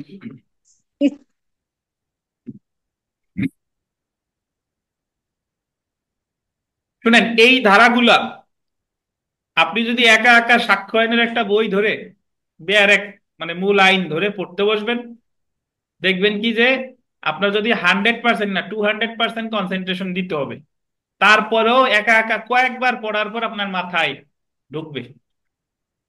বুঝতে পারছেন? আর সাক্ষ্য আইন বাংলা আর চেয়ে ইংরেজি সোজা। আর বাংলা আপনি যখন একটা ধরেন ওই বাসুদেব গাঙ্গুলি বা যেসব বই টই আছে এর একটা সাক্ষ্য আইন ধরবেন, এই আমি যা যা পড়লাম আর কি 17, 18, 19, 20, 21 পর্যন্ত তো আমরা পড়ছি, বাসায় গিয়ে এই এই ধারাগুলো একটা মূল বইতে ধরবেন, দেখবেন যে এই জায়গাতে যা পড়ছেন ওই জায়গাতে এটা আওলাই যাচ্ছে। দেখেন অর্থাৎ, দেখেন অর্থাৎ, তো আমার আগে হলো বোঝা দরকার, মানে আমি যখন একবার বুঝে ফেলাবো তখন ওই বইগুলো পড়লে পরে কাজ হবে। বুঝতে পারছেন? অর্থাৎ স্বীকৃতি স্বীকৃতিকারীর বিপক্ষে প্রমাণ করা যায় কিন্তু পক্ষে প্রমাণ করা যায় না। ইং ইং রিটেন পরীক্ষায় প্রশ্ন আসতে পারে এই যে ইংরেজিতে, an admission may be proved against but not in favor of its maker, এটাই সাধারণ নিয়ম কিন্তু এর ব্যতিক্রম আছে। তো এটা যদি পরীক্ষায় লিখিত পরীক্ষায় আসতেই পারে যে admission may be proved against but not in favour of its maker, সাক্ষ্য আইনের সংশ্লিষ্ট বিধানের আলোকে আলোচনা করুন। তাহলে আপনার আলোচনা করতে হবে, প্রথমে একটু আলোচনা করবেন স্বীকৃতি কাকে বলে, তারপরে দরকার হলে একটু 18 দ্বারায় কয় শ্রেণীর ব্যক্তি দিতে পারেন, মেইনলি উত্তর হলো কত দ্বারা, 21 দ্বারা। বুঝতে পারছেন? তো যাই হোক, আমরা একটু ব্যতিক্রমে আসি। ব্যতিক্রম, যে কখন পক্ষে, ব্যতিক্রম মানে কি, কখন পক্ষে প্রমাণ করা যাবে। স্বীকৃতিটি যদি এমন হয় যে স্বীকৃতিকারীর মৃত্যু হলে উহা 32 ধারা অনুযায়ী পক্ষদের মধ্যে প্রাসঙ্গিক হবে, তবে এই ধরনের স্বীকৃতি স্বীকৃতিকারী বা তার প্রতিনিধির পক্ষে প্রমাণ করা যাবে। যেমন ঢাকায় একটি অপরাধের অভিযোগে রহিম অভিযুক্ত হয়েছে, মানে ঢাকায় দেখানো হয়েছে যে ঢাকায় এই হত্যাকাণ্ডের সাথে রহিম জড়িত। কলকাতা হতে ওই তারিখে তার লেখা ও ওই তারিখে কলকাতা পোস্টে অফিসের সিল মোহর দেওয়া একটি চিঠি সে বিচারকালে উপস্থিত করলো। এই পত্রের লেখা বা বিবৃতি রহিমের পক্ষে প্রাসঙ্গিক ও গ্রহণীয় সাক্ষ্য হবে, কারণ রহিমের মৃত্যু হলে 32-2 ধারা অনুযায়ী এটা গ্রহণযোগ্য ছিল। আমি একটু ব্যাখ্যা করি। মামলা হয়েছে তার বিরুদ্ধে ঢাকা, ঢাকা বলছে যে ওই তারিখে ঢাকা একটা হত্যাকাণ্ড হয়েছে, সেই মামলার আসামি হলো রহিম। বাট রহিম দেখাচ্ছে মামলাটার বিচারের সময় সাক্ষ্য দিচ্ছে, ধরেন যে যেদিন হত্যাকাণ্ড হয়েছে আমি ছিলাম কলকাতা, এবং ওই যে কলকাতায় বসে আমি যে হোটেলে ছিলাম এই হোটেলের রিসিপ্ট দেখেন, ইভেন আমি চিঠি লিখে কলকাতার ডাক ঘরে দিয়েছিলাম সেই কাগজপত্র আমার আছে। তো এই কথাগুলো যদিও তার পক্ষে যাচ্ছে, বাট এই কথাগুলো হচ্ছে তার ক্ষেত্রে, এই স্বীকৃতি তার ক্ষেত্রে কি বলেন, প্রাসঙ্গিক। কেন প্রাসঙ্গিক? এটা হলো আমরা যখন 32-33 ধারা পড়বো, 32-2, 32-2 বলতেছে যে ব্যক্তি মারা গেছে, হারাই গেছে, যারে খুঁজে পাওয়া যাচ্ছে না বা যারে হাজির করার সময়ও ব্যয় সাপেক্ষ, সে যদি তার অর্ডিনারি কোর্স অফ বিজনেস স্বাভাবিক কাজকর্মের রীতিনীতি হিসেবে কোনো কিছু লেখে, সেটা পরবর্তীতে প্রাসঙ্গিক। ওই যে আমি আপনাদের আগামী ক্লাসেই পড়বানি যে জন্ম তারিখ নিয়ে প্রশ্ন উঠছে, যা আসলেই কি ইলিয়াস কাঞ্চন কার অমুকের ছেলে কিনা, বাংলা সিনেমায় দেখা যায়। পরে খোঁজ নিয়ে জানছে যে 30 বছর আগে ঢাকা মেডিকেল কলেজের যে নিবন্ধন খাতা আছে সে জায়গা খুঁজে পাইছে, যে জায়গায় লেখা আছে অমুক অমুক অমুকের স্বামী স্ত্রী গর্ভে এই এই সন্তান জন্মগ্রহণ করছে। বাট ডাক্তার সাহেব কি জানতো যে 30 বছর পরে যাই এরকম কোনো সিচুয়েশন তৈরি হবে? ডাক্তার সাহেব তো জানতো না, বাট ডাক্তার সাহেবের এই কথা প্রাসঙ্গিক। এটা হলো 32-2 বলছে, 32-2। তো এই ক্ষেত্রে যে উদাহরণটা দিলাম যে যেদিন ঘটনা ঘটছে সে দেখাচ্ছে আমি ওই দিন ছিলাম হচ্ছে কি কলকাতা, তো যদিও স্বীকৃতিটা তার কিসে যাচ্ছে, পক্ষে যাচ্ছে, তবুও এটা প্রাসঙ্গিক। এটা হলো ব্যতিক্রম। আর এটাও যদি আপনি না বুঝতে পারেন তাহলে তো আমি যে বললাম ডাইং ডিক্লারেশন, যেটা যে আমার অমুক অমুক অমুক আমার এমন প্রহার করছে যে আমি মারা যেতে পারি, আমি ঠিকই মারা গেলাম, তখন এই যে যে মৃত্যুকালীন ঘোষণা, এটা এটা তো এক ধরনের স্বীকৃতি, এটা আমার পক্ষে প্রমাণ করা যাবে। তো যদি আপনাকে পরীক্ষায় প্রশ্ন আসে যে 21 ধারার ব্যতিক্রম কোনটা, তাহলে কি হবে, মৃত্যুকালীন ঘোষণা। আশা করি 21 ধারা বুঝতে পারছেন। আচ্ছা, এবার আমরা 22 ধারায় চলে আসি। 22, দলিলের ক্ষেত্রে মৌখিক স্বীকৃতি যখন প্রাসঙ্গিক হয়। আমরা যখন 59 ধারা পড়েছিলাম, 59 ধারার একটা কথা আছে, সেটা হলো যে দলিলের বিষয়বস্তু ছাড়া সকল বিষয় মৌখিক সাক্ষ্য দ্বারা প্রমাণ করা যায়। মনে আছে? এই কথা শুনতেছেন আপনারা নাকি বেঁধে যায়? হ্যাঁ, হ্যালো? এখন শুনতে পাচ্ছি। কথা মাঝে মাঝে স্যার বেশি ইয়ে করতেছে স্যার। স্যার আচ্ছা এখন দাঁড়া, শুনতে পাচ্ছি স্যার, ক্লিয়ারলি। স্যার একটু মাঝে মাঝে আটকায় যায়, মানে মাঝে মাঝে না, অনেক পরে পরে আর কি। আচ্ছা নেট চেঞ্জ করে দিলাম, দেখেন এখন তো শোনা উচিত। আচ্ছা দেখেন, তাহলে বলতেছে যে আমরা 59 ধারা অনুসারে জানি যে দলিলের বিষয়বস্তু ছাড়া সকল বিষয় মৌখিক সাক্ষ্য দ্বারা প্রমাণ করা যায়। তার মানে 59 ধারা থেকে আমরা জানলাম যে দলিলের বিষয়বস্তুর বিষয় মৌখিক সাক্ষ্য গ্রহণযোগ্য হবে না। আবার আমরা সাক্ষ্য আইনের 61 ধারায় পড়ছিলাম যে দলিলের বিষয়বস্তু প্রাথমিক বা মাধ্যমিক সাক্ষ্য দ্বারা প্রমাণ করা যায়। তার মানে কি কি বোঝা গেল? যে দলিলের বিষয়বস্তু দলিল দিয়েই প্রমাণ করতে হবে, ওই জায়গায় মুখের কথায় কাজ হবে না। বুঝতে পারছেন? তবে সাক্ষ্য আইনের 22 ধারায় বলতেছে যে দলিলের ক্ষেত্রে মৌখিক স্বীকৃতিও প্রাসঙ্গিক হতে পারে, মানে দলিলের বিষয়বস্তু মুখের স্বীকৃতি দ্বারাও প্রমাণ করা যেতে পারে। এটা বলছে কত ধারায়? 22 ধারায়। কখন একটু পড়ি দেখেন, 22 ধারার সারমর্ম এই যে সাধারণভাবে কোন দলিলের বিবরণ মৌখিক স্বীকারের দ্বারা প্রমাণ করা যায় না, এটা তো আমরা জানি, মৌখিক স্বীকারের দ্বারা প্রমাণ করা যায় না। দলিলের বক্তব্য দলিলখানা উপস্থাপন করেই প্রমাণ করতে হয়। তবে যেখানে দলিলের প্রকৃতি অর্থাৎ এটা জাল কিনা এরকম প্রশ্ন উঠে, সেখানে মৌখিক স্বীকার প্রাসঙ্গিক হয়। যদি এরকম প্রশ্ন ওঠে যে দলিলটা জাল কিনা, দলিলটা কি বলেন, জাল কিনা, সেই ক্ষেত্রে মৌখিক সাক্ষ্য দেওয়া যাবে। হ্যাঁ, যদি প্রশ্ন 65 যেটা বলতেছেন, 65 তো ওটা আপনি মৌখিক সাক্ষ্য, ওটা মৌখিক সাক্ষ্য না, ওটা তো মাধ্যমিক সাক্ষ্য। ওটা যদিও মুখ দিয়ে বলতেছি, বাট দলিল যারা দেখছে মুখ দিয়ে বললে সেটা কি মাধ্যমিক সাক্ষ্য, সেটা কিন্তু ওরাল এভিডেন্স না। আচ্ছা, আর এখানে প্রশ্ন উঠছে যে যদি প্রশ্ন ওঠে যে এই দলিলটা জাল কিনা, এই দলিলটা কি জাল কিনা, তাহলে এই দলিলটা যে জাল না এটা প্রমাণের জন্য মৌখিক সাক্ষ্য দেওয়া যাবে। এখন জাল না আমি প্রমাণ করবো কেমনে? ওই যে অ্যাটেস্টিং উইটনেস আনলাম, যে ওনার এই যে দেখেন যে এই দলিল যে জাল না, আসল দলিল বিয়ের সময় অমুক রুবেলের বিয়ের সময় এই এই শাকিলার বিকাশ সাক্ষী ছিল, বিশ্বাস না হয় কাবিন নামা এদের নাম আছে, এরা এসে মৌখিক সাক্ষ্য দিল যে আসলে আমরা রুবেলের বিয়ের সময় ছিলাম। বুঝতে পারছেন? তাহলে এই ক্ষেত্রে মৌখিক সাক্ষ্য দেওয়া যাবে। তাহলে যদি আপনাকে প্রশ্ন করে যে দলিলের আহ মানে দলিলের ক্ষেত্রে মৌখিক স্বীকৃতি প্রাসঙ্গিক সাধারণত হয় না, বাট হয় কখন? যদি প্রশ্ন ওঠে দলিলটা কি জাল কিনা বা খাঁটি কিনা। জাল কিনা খাঁটি কিনা একই লিখতে পারেন, তো যদি প্রশ্ন ওঠে দলিলটা জাল কিনা বা দলিলটা কি খাঁটি কিনা। খাঁটি কিনা মানে এক পক্ষ দাবি করতেছে খাঁটি, আর এক পক্ষ দাবি করতেছে কি জাল। তো 22 ধারা বুঝছেন? সবই তো বোঝা যায়, খালি পড়ার সময় মনে ওঠে না।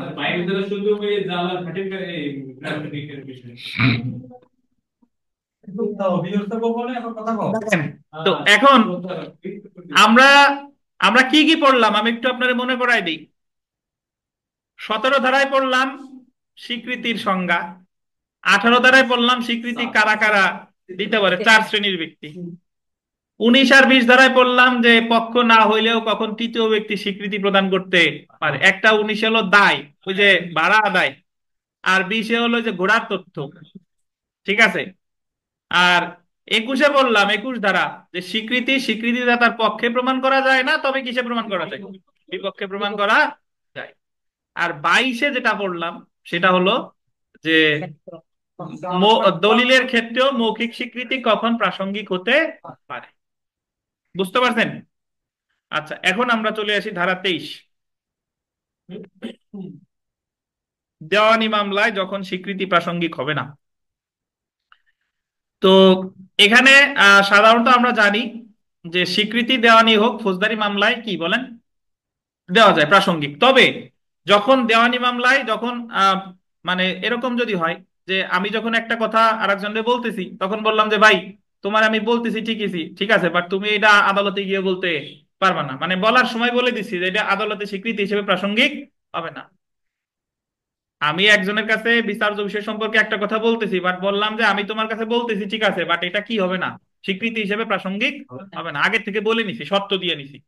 অথবা যদি আমাদের দুই পক্ষের মধ্যে কোনো চুক্তি থাকে যে আমরা যা যা কথা বলবো ঠিক আছে, যা যা আছে ঠিক আছে, বাট এটা স্বীকৃতি হিসেবে প্রাসঙ্গিক হবে না, তাহলে এরকম যদি মৌখিক শর্ত থাকে অথবা চুক্তি থাকে, তাহলে এই স্বীকৃতিগুলো ওই আপনার প্রাসঙ্গিক হবে না, বা প্রাসঙ্গিক হলেও গ্রহণযোগ্য হবে না। মেইনলি হচ্ছে প্রাসঙ্গিক হবে না কিভাবে দেখেন, যে আইনজীবীর সাথে মক্কেল দাদা বলে, আইনজীবীর সাথে মক্কেল দাদা বলে, এটা ওই মামলায় আইনজীবী কি প্রকাশ করতে পারবে? পারবে না, এটা আমরা সামনে পড়বো, আইনজীবী এটা প্রকাশ করতে পারবে না। বুঝতে পারছেন? আবার বলছে যে একটা মামলায় যখন মধ্যস্থতা কার্যক্রমে যায়, মধ্যস্থতা আমরা দেওয়ানি কার্যবিধি পড়ে এসেছি, দেওয়ানি কার্যবিধিতে মেডিয়েশনে পাঠাই, মামলা বিচারের শুরুর আগে প্রি ট্রায়াল স্টেজে, মানে বিচার্য বিষয় গঠনের আগে মধ্যস্থতায় পাঠায়, যে মধ্যস্থতা করে দুই পক্ষ এক জায়গায় বসে আপোষ মীমাংসা করতে পারে কিনা। তো তখন দেখবেন যে মধ্যস্থতায় গিয়ে যে লোকজন অনেক কথা বলা বলি করে, মানে আমি ধরেন আপনার একটা কথা বলি, যে বারে একবার প্রায় হয় এই ধরনের পরিস্থিতি, দেখবেন যে যৌতুকের মামলায় সালিশি বেশি হয়। তো যৌতুকের মামলা তো ওয়াইফ করে, কার বিরুদ্ধে করে? স্বামীর বিরুদ্ধে করে। তো আদালতের কাছ থেকে জামিন নিয়ে, আপোষে জামিন নিয়ে যে আমরা উকিল বারে বসে আপোষ মীমাংসা করব, তারপর দুই পক্ষ যখন এক জায়গা বসে তখন দেখবেন যে অনেক কথা ওই জায়গা উঠে আসছে। মানে সে বলতেছে যে তুমি যদি আমার মানে ইটি না করতা, অত্যাচার না করতা, বা আমার নিয়ে যদি সংসার করতে চাইতা, তাহলে তার আমি যৌতুকের মামলা করতাম না। তাহলে পরোক্ষভাবে সে স্বীকার করে দিচ্ছে কি যে তার স্বামী তার কাছে যৌতুক চাই নাই। বাট স্বামীও অনেক কথা বলতেছে, বাট এই জায়গা আপোষ মীমাংসার সময়, সালিসির সময় যে কথাগুলো আমরা বলি এটা স্বীকৃতি হিসেবে প্রাসঙ্গিক হবে না। বুঝতে পারছেন? ওই ধরেন যদি আপোষ মীমাংসা ওই জায়গায় ব্যর্থ হয়, তো তখন আপনি যদি পরে যাই আদালতে দেখান, শোনান বা ইওর অনার সালিসের সময় কিন্তু ও কইছে যে আমি কিন্তু যৌতুক চাই নাই, ও কিন্তু স্বীকার করছে, বাট এটা ওই বিচারে গিয়ে কি হবে না বলেন? প্রাসঙ্গিক হবে না। তো আচ্ছা, আচ্ছা একটু দাঁড়ান।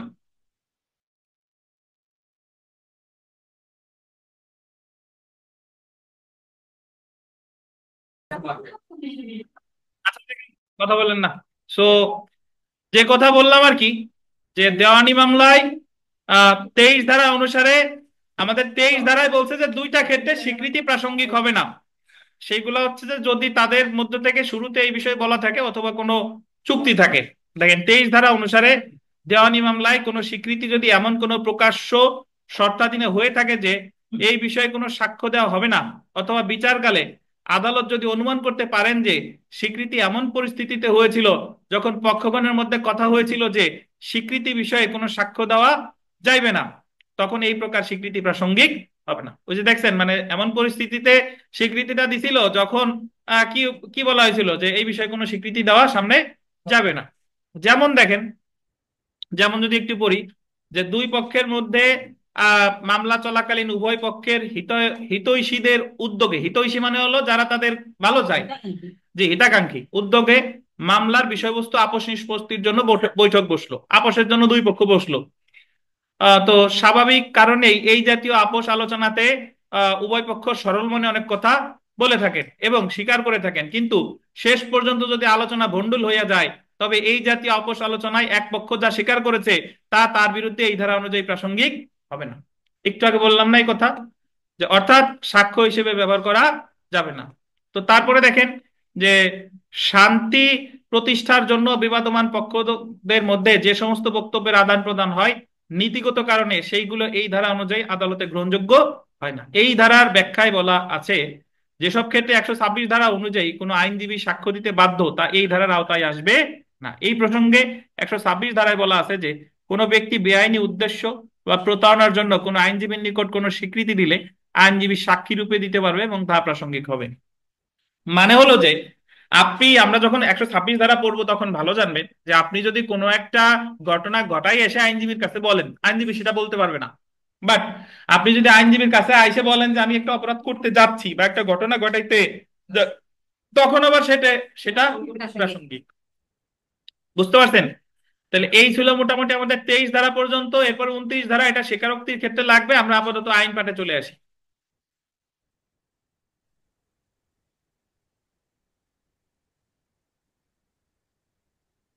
তো দলিলের বিবরণ সম্পর্কিত মৌখিক বিবৃতি যে ক্ষেত্রে প্রাসঙ্গিক, ধারা 22। তো এটা আর এই জায়গা পড়তেছি না, ওই জায়গা 22 পড়ছি, বুঝতে পারছেন? তো আপনারা এমনি পড়ে নিয়েন 22।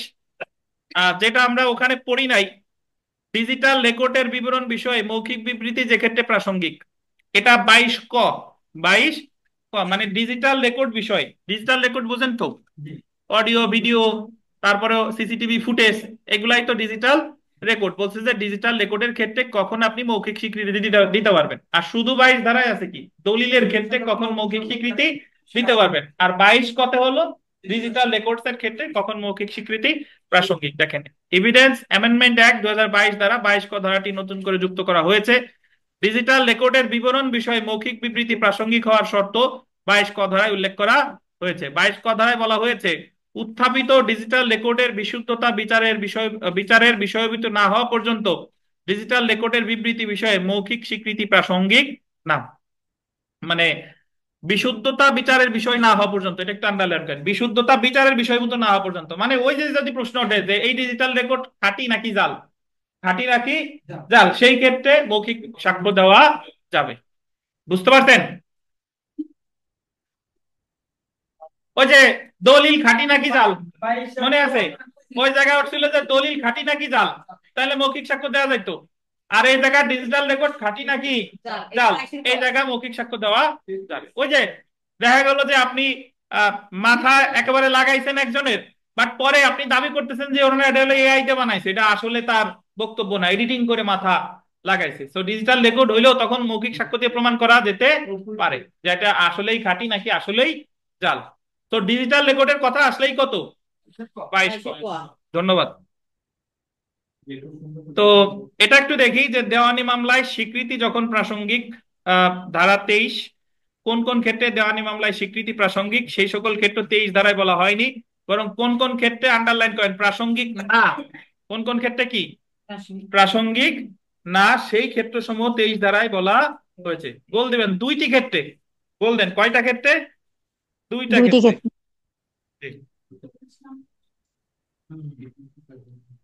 ক্ষেত্রে। দুইটি ক্ষেত্রে দেওয়ানি মামলায় স্বীকারোক্তি প্রাসঙ্গিক নয়, যথা যদি স্বীকৃতিটা এই শর্তে করা হয় যে উক্ত স্বীকারোক্তি সম্পর্কে কোনো সাক্ষ্য দেওয়া হবে না, আর যদি এইরূপ পরিস্থিতিতে স্বীকারোক্তি দেওয়া হয় যে তাদের মধ্যে কোনো চুক্তি ছিল বা যে তারা এই স্বীকারোক্তি সম্পর্কে কোনো সাক্ষী দিবে না। উল্লেখিত ক্ষেত্র ব্যতীত অন্যান্য সকল ক্ষেত্রে দেওয়ানি মোকদ্দমায় স্বীকৃতি প্রাসঙ্গিক। তাহলে আপনি মনে রাখবেন কয়টা ক্ষেত্রে স্বীকৃতি প্রাসঙ্গিক না, দুইটি ক্ষেত্রে।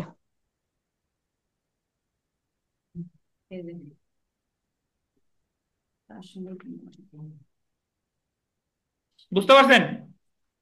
জি স্যার। তো আমরা একটু বিগত বছরের প্রশ্নে চলে আসি।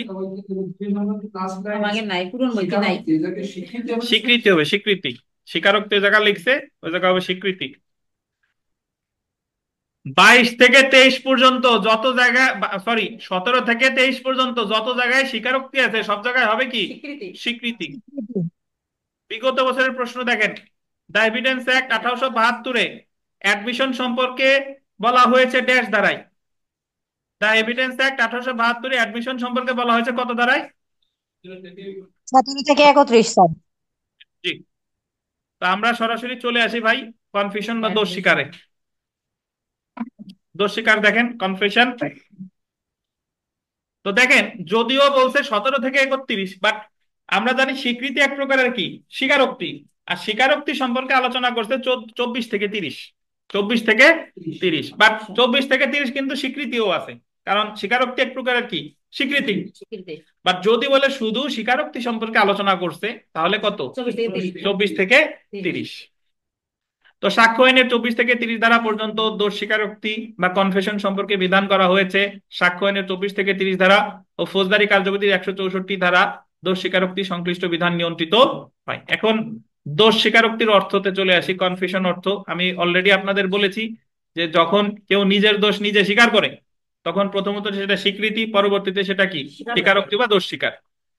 অপরাধ স্বীকারোক্তি বা দোষ স্বীকারোক্তি অর্থ কোনো প্রকার ভয়ভীতি প্ররোচনা ব্যতীত স্বেচ্ছায়, ভয়ভীতি বা কি প্ররোচনা ব্যতীত স্বেচ্ছায় অভিযুক্ত কর্তৃক নিজের অপরাধের কথা স্বীকার করা, যে ক্ষেত্রে তিনি কোনো গোল দিবেন আত্মপক্ষ সমর্থনমূলক কোনো বক্তব্য প্রদান করে না। তিনি কোনো কি করে নাই, আত্মপক্ষ সমর্থনমূলক কোনো বক্তব্য প্রদান করে নাই। মানে আত্মপক্ষ সমর্থনমূলক বক্তব্য আসলে কাকে বলে? এটা হলো যে আপনি যদি এরকম বলেন যে আমি অমুকরে হত্যা করছি, বাট আমি যদি তারে হত্যা না করতাম তাহলে সেই আমারে মেরে ফেলতো, এই কারণে আমি হত্যা করছি, এটারে বলে আত্মরক্ষা। মানে আপনি আত্মপক্ষ সমর্থন করছেন, এটা দোষ স্বীকার হবে না। আপনি যদি দোষ স্বীকার এইভাবে করেন যে আমি ঠান্ডা মাথায় নিজের বিচার বুদ্ধিতেই তাকে হত্যা করছি সবকিছু জেনে বুঝে, এটা হচ্ছে এটা কি স্বীকার। স্যার এটা জি কি স্যারেন্ডার? জি। স্যার এটা কি এক ধরনের স্যারেন্ডার? সারেন্ডার বলতে মানে আপনি নিজের দোষ নিজে স্বীকার করতেছেন বলতে পারেন। জি, কিন্তু আপনি এখানে কোন প্রকার ওই নিজের পক্ষে কোনো ছাপা আত্মপক্ষ সমর্থনে কিছু বললে তাহলে সেটা দোষ স্বীকার হবে না। যদি বলে যে আমি তো হত্যা করছি বাট ওই সময় আমি তো পাগল ছিলাম, এটা দোষ স্বীকার না। ওই সময় আমি নেশাগ্রস্ত ছিলাম, আমার জোর করে নেশাগ্রস্ত করছে, এটা দোষ স্বীকার হবে না। জি।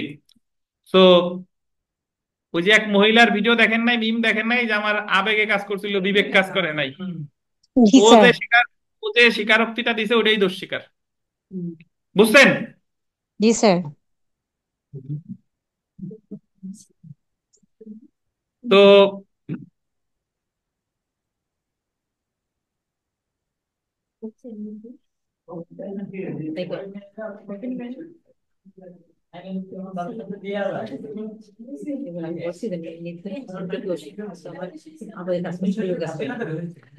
আচ্ছা দেখেন, তো দোষ স্বীকারোক্তিও এক প্রকারের স্বীকৃতি, আন্ডারলাইন করেন, দোষ স্বীকারোক্তিও এক প্রকারের কি স্বীকৃতি। কোন বিবৃতি দোষ স্বীকারোক্তি হতে হলে কোন বিবৃতি যদি দোষ স্বীকার হতে হয় তাহলে বিবৃতিটা অবশ্যই স্বীকৃতি হতে হবে, আগে হতে হবে অ্যাডমিশন।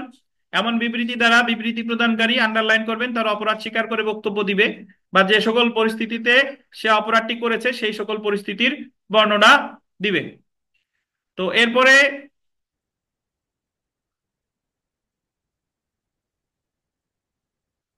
উদাহরণে চলে আসি। দেখেন উদাহরণ যদি আমরা পড়ি,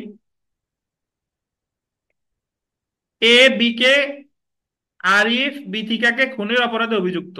আরিফ কিভাবে বিথিকাকে খুন করেছে সেই ঘটনার বিবরণ দিয়ে বিবৃতি প্রদান করেছে। এমন বিবৃতি আরিফের দোষ স্বীকারোক্তি মর্মে গণ্য হবে। কিন্তু আরিফ যদি উক্ত স্বীকারোক্তিতে বলে যে তিনি খুনের সময় উন্মাদ ছিল, তাহলে এটাকে দোষ স্বীকারোক্তি বলা যাবে না। যাবে। উন্মাদনার মাধ্যমে সে দণ্ডবিধির সাধারণ ব্যতিক্রমের আশ্রয় প্রার্থনা করতেছে, তো এটা কিন্তু কি হবে না, স্বীকারোক্তি বলে গণ্য হবে না। হবে। এখন আমরা চলে আসব দোষ স্বীকারোক্তির প্রকারভেদ। দোষ স্বীকারোক্তি বা কনফেশনকে গোল দিবেন দুই ভাগে ভাগ করা যায়, এটা দুই কেটে তিন ভাগে লেখেন, তিন ভাগ। অ্যাকচুয়ালি দোষ স্বীকারোক্তি আপনি দুই ভাগ লিখলেও সঠিক, তিন ভাগ লিখলেও সঠিক, কারণ আমাদের সাক্ষ্য আইনের কোনো ধারাই বলে নাই দুই ভাগ নাকি তিন ভাগ। বুঝছেন? সাক্ষ্য আইনে যেরকম বলা আছে যে স্বীকৃতি কয় প্রকার, তিন প্রকার, মৌখিক, দালিলিক আর ডিজিটাল রেকর্ড, কিন্তু সাক্ষ্য আইনে কোনো ধারায় স্বীকারোক্তি কয় প্রকার সেটা কিন্তু বলে নাই। সো এটা আমরা আমাদের বুঝার সুবিধার্থে ভাগ করব। প্রথমত ভাগ করব তিন ভাগে, পরে আবার ভাগ করব দুই ভাগে। তিন ভাগ কি কি আমি একটু মুখ দিয়ে বলি, তারপরে আমরা বইতে চলে যাই। প্রথমটা হলো জুডিশিয়াল কনফেশন বা বিচারিক দোষ স্বীকার। প্রথমটা কি? জুডিশিয়াল কনফেশন বা বিচারিক দোষ স্বীকার। আপনি যদি কোনো ম্যাজিস্ট্রেট বা আদালতের কাছে দোষ স্বীকার করেন সেটা বলে জুডিশিয়াল কনফেশন। বুঝতে পারছেন? দ্বিতীয়টা হলো এক্সট্রা জুডিশিয়াল কনফেশন। ম্যাজিস্ট্রেট বা আদালত ছাড়া দুনিয়ার যার কাছে দোষ স্বীকার করবেন সেটাই কি এক্সট্রা জুডিশিয়াল কনফেশন। আর তৃতীয়টা হলো রেট্রাক্টেড কনফেশন। লেখেন কি, লেখেন পরে, রেট্রাক্টেড কনফেশন। রিট্রাক্টেড কনফেশন মানে কি, আপনি একবার ম্যাজিস্ট্রেটের কাছে বা আদালতের কাছে দোষ স্বীকার করছেন, করার পরে পরে যাইয়া আবার ওইটা প্রত্যাহার চাইতেছেন, যে আমি তখন ভয় পাই, আমার ভয় দিছিল বা আমার প্রতিশ্রুতি দিছিল এই কারণে আমি স্বীকারোক্তি দিছি, তাই আমার আগে স্বীকারোক্তি কি চাই, প্রত্যাহার চাই। সো এটা হলো প্রত্যাহারিত কনফেশন বা রেট্রাক্টেড কনফেশন। একটু পড়ি, দেখেন 1 নাম্বার বিচারিক দোষ স্বীকার বা জুডিশিয়াল কনফেশন। বিচারিক দোষ স্বীকার হলো ম্যাজিস্ট্রেট বা আদালতের নিকট দোষ স্বীকারমূলক বক্তব্য। যেমন ফৌজদারি কার্যবিধির আন্ডারলাইন করবেন 164 এবং 364 দ্বারা অনুযায়ী ম্যাজিস্ট্রেট আসামির দোষ স্বীকারমূলক যে বক্তব্য লিপিবদ্ধ করে সেই বক্তব্য বিচারিক দোষ স্বীকারমূলক বক্তব্য হবে। 2 নাম্বারে আমরা চলে আসি বিচার বহির্ভূত দোষ স্বীকার বা এক্সট্রা জুডিশিয়াল কনফেশন। যে দোষ স্বীকারোক্তি ম্যাজিস্ট্রেট বা আদালতের নিকট দেওয়া হয় না সেটা বিচার বহির্ভূত দোষ স্বীকার। মানে যে দোষ স্বীকারটা ম্যাজিস্ট্রেটের কাছেও দেয় না, আদালতের কাছেও দেয় না। যেমন খ গয়ের নিকট চা পান করার সময় স্বীকার করে যে সে ক কে হত্যা করেছে। তো এখানে সে আদালতের কাছেও দেয় নাই, ম্যাজিস্ট্রেটের কাছেও দেয় নাই। এখানে কয়ের দোষ স্বীকার মূলক বক্তব্য হলো বিচার বহির্ভূত দোষ স্বীকার। একজন লোক গরু চুরি করে এসে তার প্রতিবেশীরে বলতেছে যে কালকে তো অমুক বাড়ি থেকে লাল গরু একটা নিয়ে আসছে। তো এটা সে আপনার ধরেন ম্যাজিস্ট্রেটের কাছেও বলে নাই, আদালতের কাছেও বলে নাই, বলতেছে একজন লোকের কাছে বা ইভেন পুলিশের কাছে বললেও সেটা কি বিচার বহির্ভূত দোষ স্বীকার। 3 নম্বরে দেখেন যে প্রত্যাহারিত দোষ স্বীকার, পয় রফলা তয় জফলা আকার হয় রি আর ত। প্রত্যাহারিত যদি মনে না থাকে তাহলে প্রত্যাহারকৃত লেখেন, ঠিক আছে? এবং এটাকে ইংরেজিতে বলে রেট্রাক্টেড কনফেশন, আর ই এটা লেখেন 3 নাম্বার দিয়ে লেখেন,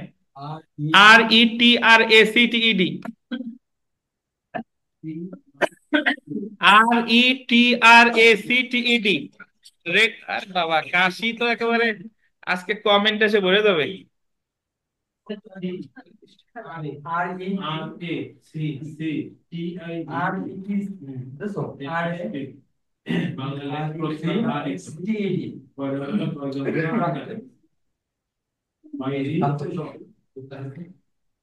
রেট্রাক্টেড কনফেশন, জি। এই যে তারা আদালতে এটা কতটা পসিবল হয় তারা যদি আমরা বিচার আচ্ছা, সময়ে বা এটা করবে কি করবে না সেটা হলো বিচারকের বিষয়, কিন্তু আমার চাওয়া যায় যে আমি প্রত্যাহার চাইতেছি, বাট এটা প্রত্যাহার করবে কি করবে না আপনি কি বিচারককে বলবেন যে তোমার মারবো, প্রত্যাহার করবা না কেন?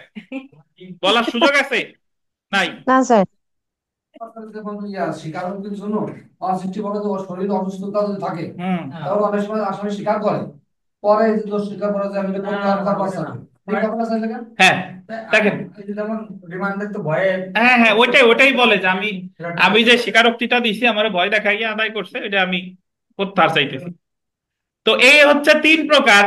আর 2 প্রকার আছে, সেটার বলে ইনকালপেটরি এক্সকালপেটরি। এটা না লিখলেও চলে, যা শুনে রাখেন। ইনকালপেটরি মানে হচ্ছে নিজেকে জড়ায় দোষ স্বীকার করা, যে আমি অমুক অমুক অমুক এই হত্যার সাথে জড়িত, এটা হলো ইনকালপেটরি। INCULPATORY, ইনকালপেটরি। আর একটা হলো এক্সকালপেটরি,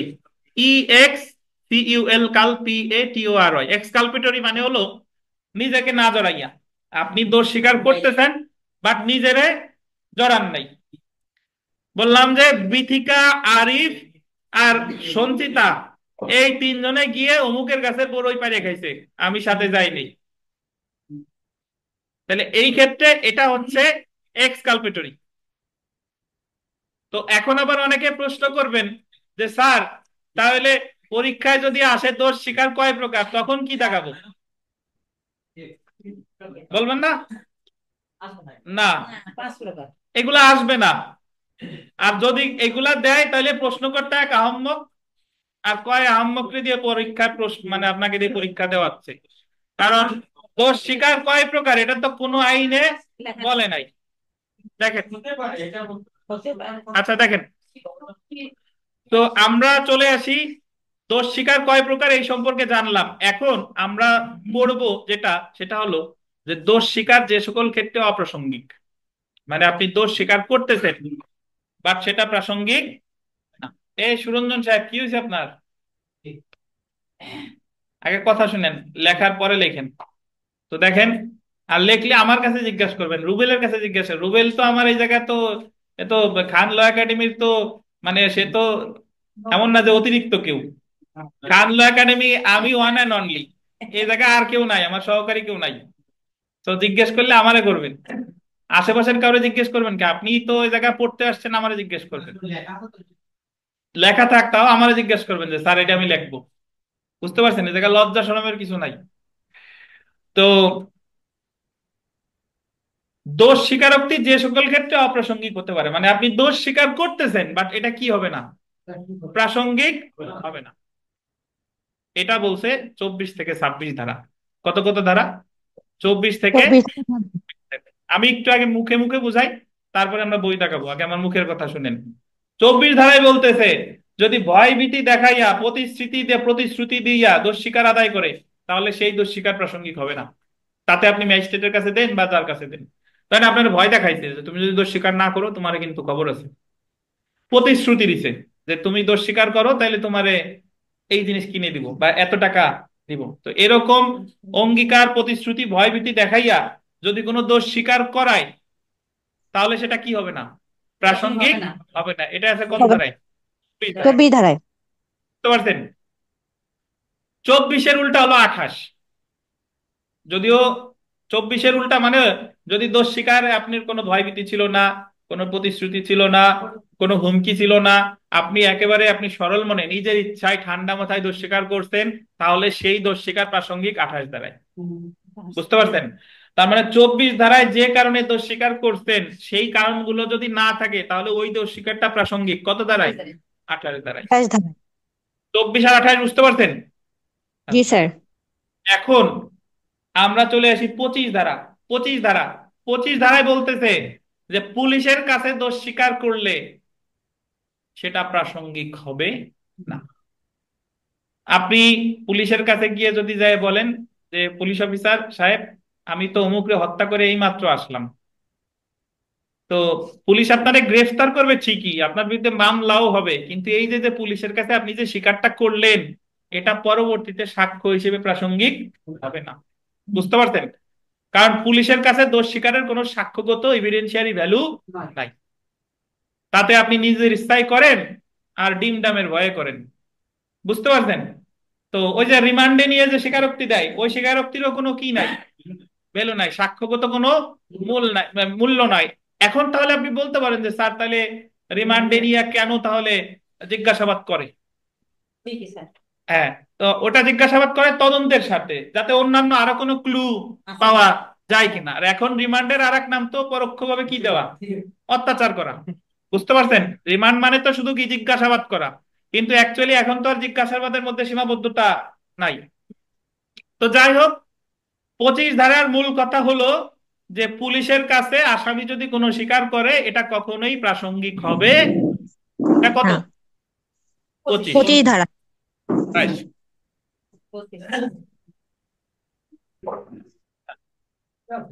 এবার আমরা আসি 26 ধারা।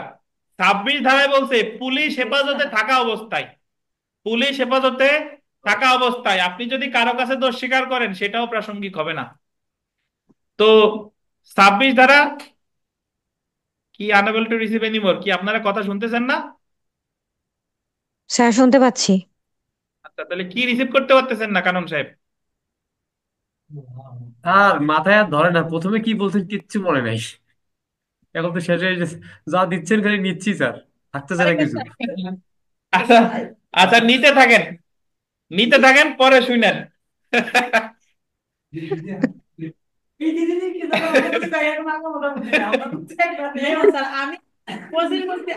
আচ্ছা, আবার শেষ করতে দেন, থাক, শেষ করতে দেন। কে বুঝতেছেন না কেন আপনারা?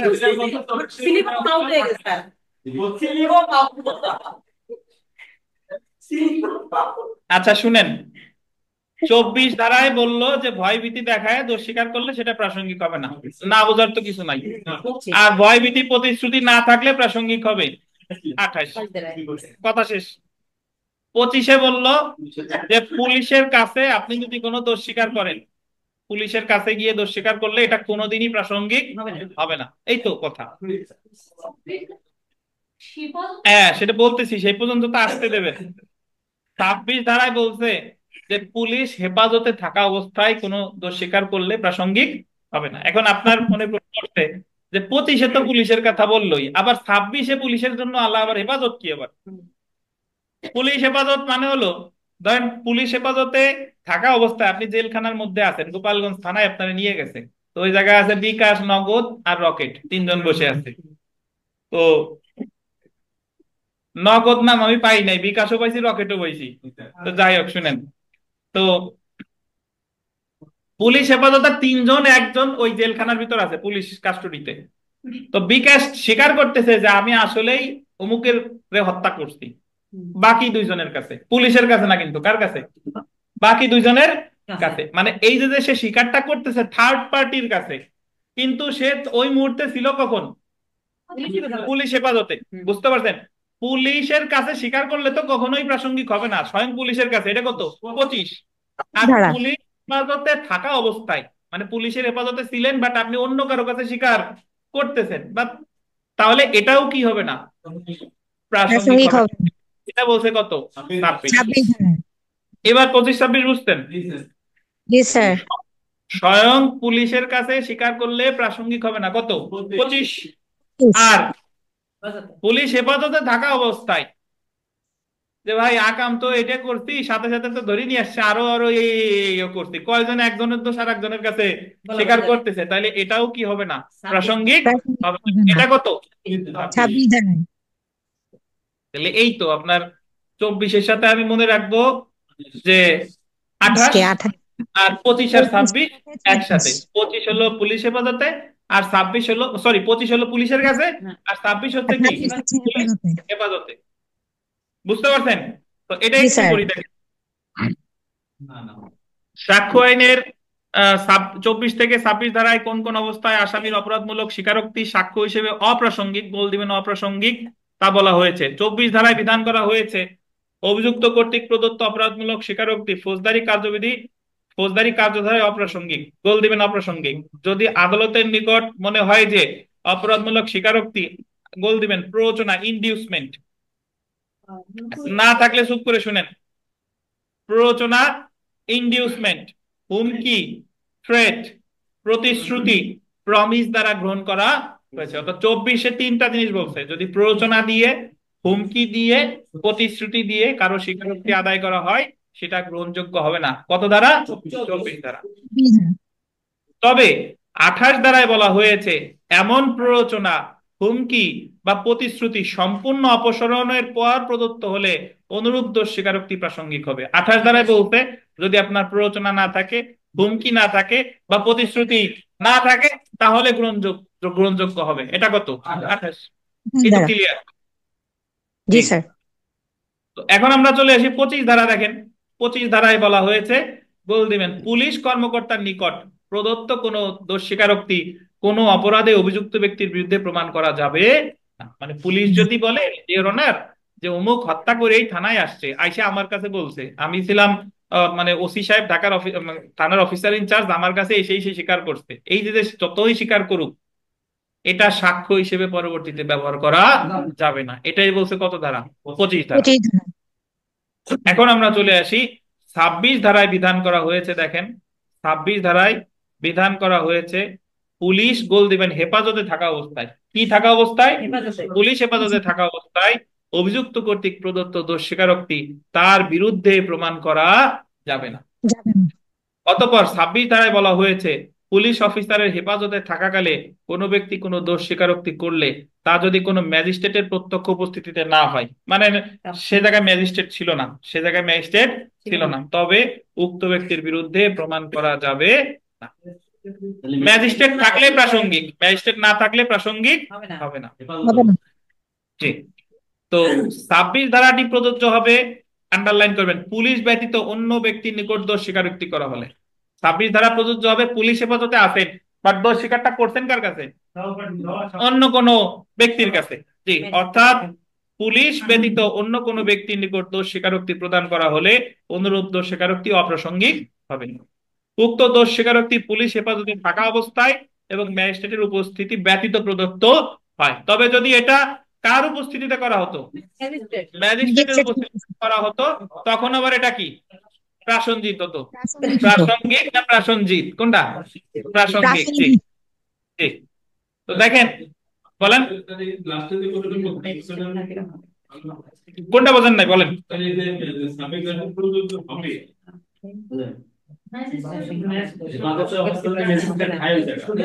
কোনটুক বোঝেন নাই সেটুক বলেন, সেটুক বলেন রুবেল।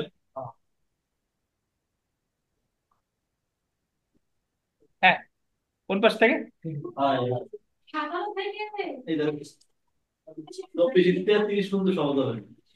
সবই সহজ, এটা আগে পড়া আছে, এই কারণে সহজ। এটা ওই 17 থেকে 23 পর্যন্ত কয়েকবার পড়েন, ওটাও সহজ। আর সহজভাবে উপস্থাপন তো করলাম, আপনারা তো পড়তে হবে, এই ভিডিও দেখবেন বা বই একটু পড়বেন, তখন দেখবেন যে আরো সহজ হয়ে গেছে। পুলিশ ব্যতীত অন্য কোনো ব্যক্তি যেন দোষ বিরোধী করলে, হ্যাঁ পুলিশ ছাড়া, হ্যাঁ, পুলিশের কাছে ওই প্রাসঙ্গিক না, পুলিশের কাছে তো প্রাসঙ্গিক হবে না, সেটা তো 25 ধারাই বলে দিছে। আর পুলিশ হেফাজতে থাকা অবস্থায় যে উদাহরণ দিলাম, প্রাসঙ্গিক হবে যখন ম্যাজিস্ট্রেট ভাগ হয়ে যাবে। ওকে। ম্যাজিস্ট্রেট না, ধরেন থানায় 10 জনকে ধরে নিয়ে আসছে, হ্যাঁ। বা একটা থানায় আপনারা যখন রাখছে তখন অন্যান্য অপরাধীর সাথে থাকেন না, নাকি আপনারা ভিআইপি কামরা দেবে একটা। তা কারো কাছে যদি বলেন যে আমি এই কাজ করছি, তো এটা প্রাসঙ্গিক হবে না। কত ধারায়? 26 ধারায়। এই তো কথা। তবে 26 ধারায় প্রাসঙ্গিক হতে পারে যদি কেউ উপস্থিত থাকে, ম্যাজিস্ট্রেট। কথা শেষ। ম্যাজিস্ট্রেট। দেখেন সিনেমায় আছে তো আমি ফোন করছি তুমি কোন সিনেমা আছে আমি একটু দেখবো, বলেন তো। কোন আমি দেখছি তো আগে ওই যে আচ্ছা থাক, সিনেমার কথা থাক, আমরা এসে আসি। দেখেন 25। এখন আমরা চলে আসি, এ রুবেল বুঝতে পারছেন আপনার প্রশ্ন? পুলিশ ব্যতীত অন্য কোনো ব্যক্তি নিকট দোষ স্বীকারোক্তি করা হলে, হ্যাঁ তা দেখা যাচ্ছে যে আমি ম্যাজিস্ট্রেটের সামনে করলাম না, হ্যাঁ দেখা যাচ্ছে তো অন্য যে কোনো একজনের কাছে করলাম, হ্যাঁ সেটা তো স্যার কাউন্টেবল হচ্ছে না। হ্যাঁ, তাহলে এই জায়গায় আমি যদি, দোষ স্বীকার করা হলে তাহলে এই জিনিসটা আসলে spelling খটকার কিছু নাই। বলছে যে 26 ধারায় পুলিশ এর হেফাজতে আছে, বাট দোষ স্বীকারটা পুলিশের কাছে করে নাই, করছে কার কাছে? অন্য কোনো ব্যক্তির কাছে। তো খটকা কোন জায়গা লাগে? না শুনিয়ে না স্যার, অন্য কোনো কারো কাছে করলে ওইটাই গ্রহণযোগ্য হচ্ছে না যদি ম্যাজিস্ট্রেটের উপস্থিতিতে করা হয়, তাহলে প্রাসঙ্গিক। গ্রহণযোগ্য। জি, আপনি একজন অ্যাকশন হিরো হইয়ে যদি তো বারবার বলা লাগে। দেখেন তো তো দেখেন। স্যার হ্যাঁ বলেন। কি বয়স হলো না স্যার এইটা এই ক্ষেত্রে হতে পারে না যে পুলিশ ওকে বললো একটা দোষ স্বীকারের ব্যাপারে, তাকে বললো যে তুমি এটা দোষ স্বীকার করো কিনা, ও এখানে স্বীকার করলো পুলিশের কাছে সরাসরি। আর একটা পুলিশের হেফাজতে থেকে মানে কেউ যে মানে আমি খুন করেছি এই কথা বলে থানায় যায় দেয় দোষ স্বীকার করা, এটা একটা দোষ স্বীকার পুলিশের কাছে, যেটা 25। আর 26-এর ক্ষেত্রে হলো যে পুলিশ তারা ধরে নিয়ে আসছে, ধরে নিয়ে এসে ওরা বলতেছে তুই বেটা খুন করছিস, তো বলতেছে হ্যাঁ ঠিক আছে খুন করছি, এটা প্রাসঙ্গিক হবে না। কিন্তু ওইখানে যদি 164 ধারায় ম্যাজিস্ট্রেটের সামনে স্বীকার করতো, পুলিশ এবং ম্যাজিস্ট্রেট উভয়ের সামনে, কিংবা পুলিশের অনুপস্থিতিতে শুধু ম্যাজিস্ট্রেটের সামনে পুলিশ হেফাজতে থেকে, সেক্ষেত্রে সেটা প্রাসঙ্গিক হতো। বিষয়টা কি এমন স্যার? আচ্ছা খুব সহজ কথা, যে পুলিশের কাছে সে যে স্বীকার করুক, গ্রেফতাররত অবস্থায় স্বীকার করুক, পুলিশের কাছে যেভাবেই করুক স্বীকার, পুলিশের কাছে তো স্বীকার গ্রহণযোগ্য হবে না। ধারা 25। কথা শেষ। পুলিশ হইলেই কত? 25। আর পুলিশ হেফাজতে ছিল বাট অন্য কারো কাছে স্বীকার করতে, ম্যাজিস্ট্রেট উপস্থিত ছিল না, 26 এটা প্রাসঙ্গিক হবে না। কত? 26। 26। এতটুকু চিন্তা করেন। আচ্ছা জি স্যার। আচ্ছা, এখন আমরা 25 আর 26-এর মধ্যে পার্থক্য দেখেন। 25 ও 26 ধারার মধ্যে মৌলিক পার্থক্য হলো পুলিশের নিকট প্রদত্ত দোষ স্বীকারোক্তি 25 ধারা অনুসারে অপ্রাসঙ্গিক, কিন্তু পুলিশ ব্যতীত অন্য কোনো ব্যক্তির নিকট প্রদত্ত দোষ স্বীকারোক্তি 26 ধারা অনুসারে অপ্রাসঙ্গিক, যদি উক্ত দোষ স্বীকারোক্তি পুলিশ অফিসারের হেফাজতে থাকা অবস্থায় ম্যাজিস্ট্রেটের উপস্থিতি ব্যতীত প্রদত্ত হয়। মানে ম্যাজিস্ট্রেটের উপস্থিতি ছাড়া করা হলে সেটা প্রাসঙ্গিক হবে না, বাট ম্যাজিস্ট্রেটের উপস্থিতিতে যদি 26 ধারায় করা হয় তাহলে কি? এই কারণে পরীক্ষায় প্রশ্ন আসে যে 26 ধারায় পুলিশের হেফাজতে থাকাকালীন অবস্থায় দোষ স্বীকার প্রাসঙ্গিক হতে পারে যদি উপস্থিত থাকে কে? ম্যাজিস্ট্রেট। ম্যাজিস্ট্রেট। জি, স্যার সত্যি এরকম। কথা হচ্ছে ম্যাজিস্ট্রেট থাকলে হচ্ছে প্রাসঙ্গিক হবে, মানে ম্যাজিস্ট্রেটের উপস্থিতিতে। আর ম্যাজিস্ট্রেটের উপস্থিতি যদি না থাকে, এখন তুই করুক না কেন লাভ হবে না, সেটা অপ্রাসঙ্গিক হবে। ঠিক। আমাদের বিথিকা বিশ্বাস বলছে যে এরকম প্রশ্ন হলে তো ভালোই হয়। দেখেন তো বিগত বছরের প্রশ্ন দেখি, আজকে আমাদের সময় বরকত দিল না, মানে পড়ছি কিন্তু আগাইতে পারি নাই, তারপরে আপনাদের মাথা বলে জ্যাম হয়ে গেছে, কি আল্লাহ জানেন। দেখেন আমরা বিগত বছরের প্রশ্ন দেখি, 27 ধারা আজকে পড়বো না, 27, 30 ওগুলো আর একদিন লাগবে। দ্য এভিডেন্স অ্যাক্ট 1872-এর ধারা 28 অনুযায়ী প্রতিশ্রুতি, ভীতি, প্রলোভনজনিত ধারণা অপসারণের পর প্রদত্ত স্বীকারোক্তি কি বলেন? প্রাসঙ্গিক। 28 ধারা হলে প্রাসঙ্গিক। তো অন্যান্য যে প্রশ্নগুলা, 4 নাম্বার প্রশ্নটা দেখেন। আচ্ছা 3 নাম্বার প্রশ্নটা দেখেন আগে। The Evidence Act 1872-এর 24 ধারা অনুযায়ী confession caused by dash is irrelevant, মানে স্বীকারোক্তি অপ্রাসঙ্গিক ফৌজদারি মামলায় যদি ইনডিউসমেন্ট থাকে, প্ররোচনা, থ্রেট থাকে, হুমকি থাকে, প্রমিস থাকে, প্রতিশ্রুতি থাকে, সবগুলোই সঠিক। সঠিক। একটা দেখেন, জুডিশিয়াল কনফেশন হলো ম্যাজিস্ট্রেট কর্তৃক লিপিবদ্ধকৃত আসামির দোষ স্বীকার, এটারে বলে হচ্ছে কি জুডিশিয়াল কনফেশন। কনফেশন। তো যাই হোক, এগুলা ছাড়া আমরা আগামী দিন 27 ধারা থেকে শুরু করব। এখনো গুরুত্বপূর্ণ অনেক জিনিস আছে, 27 পড়বো, 29 পড়বো, 30 পড়বো, এগুলা 31 আছে। আগামী দিন বিস্তারিত পড়বো। এখন যেহেতু আমাদের ক্লাস টেস্ট আছে, সরাসরি ক্লাস টেস্টে চলে আসি। আচ্ছা, কথা, আপনাদের কথা ইদানিং বেশি হয়ে যায়, শুনেন। আমরা, আপনিও কম বলেন না, শুনেন। আমার উল্টো পাল্টা কথা শুনি না, মাঝে মাঝে একটা বলি দেখেন, তা না। তো আমরা যা যা পড়লাম 17 ধারায় আজকে শুরু করছিলাম। 17 ধারায় আছে আপনার ওই স্বীকৃতির সংজ্ঞা। স্বীকৃতি 3 প্রকার, দেওয়া যায় 2টা বিষয় সম্পর্কে। 18 ধারায় স্বীকৃতি কয়জন প্রদান করতে পারে? 4 জন। মামলার পক্ষ না হলেও স্বীকৃতি কারা কারা দিতে পারে? তৃতীয় পক্ষ, এটা বলছে 19 আর 20। 19 আর 20। 21-এ বলছে স্বীকৃতিতে তার পক্ষে প্রমাণ করা যায় না, বিপক্ষে প্রমাণ করা যায়, তবে পক্ষে প্রমাণ করা যায় ডাইং ডিক্লারেশনের ক্ষেত্রে। 21। 22-এ বলছে যে দলিলের ক্ষেত্রে কখন স্বীকৃতি প্রাসঙ্গিক, এটা কত? 22। 22 কত বলছে ডিজিটাল রেকর্ডের ক্ষেত্রে কখন স্বীকৃতি প্রাসঙ্গিক, কত? 22 ক। 23-এ বলছে যে আপনার দেওয়ানি মামলায় 2টা ক্ষেত্রে স্বীকৃতি প্রাসঙ্গিক না। 24-এ বলছে ভয়ভীতি প্রলোভন থাকলে স্বীকারোক্তি প্রাসঙ্গিক না, 24। আর ভয়ভীতি প্রলোভন না থাকলে প্রাসঙ্গিক কত? 28। পুলিশের কাছে যত যাই বলেন না কেন স্বীকার করেন অপরাধ, প্রাসঙ্গিক না, কত? 25। আর পুলিশ হেফাজতে থাকা অবস্থায় ম্যাজিস্ট্রেটের অনুপস্থিতি ব্যতীত যদি দোষ স্বীকার করেন প্রাসঙ্গিক হবে না, কত? 26। তো আজকে এই পর্যন্ত করছি।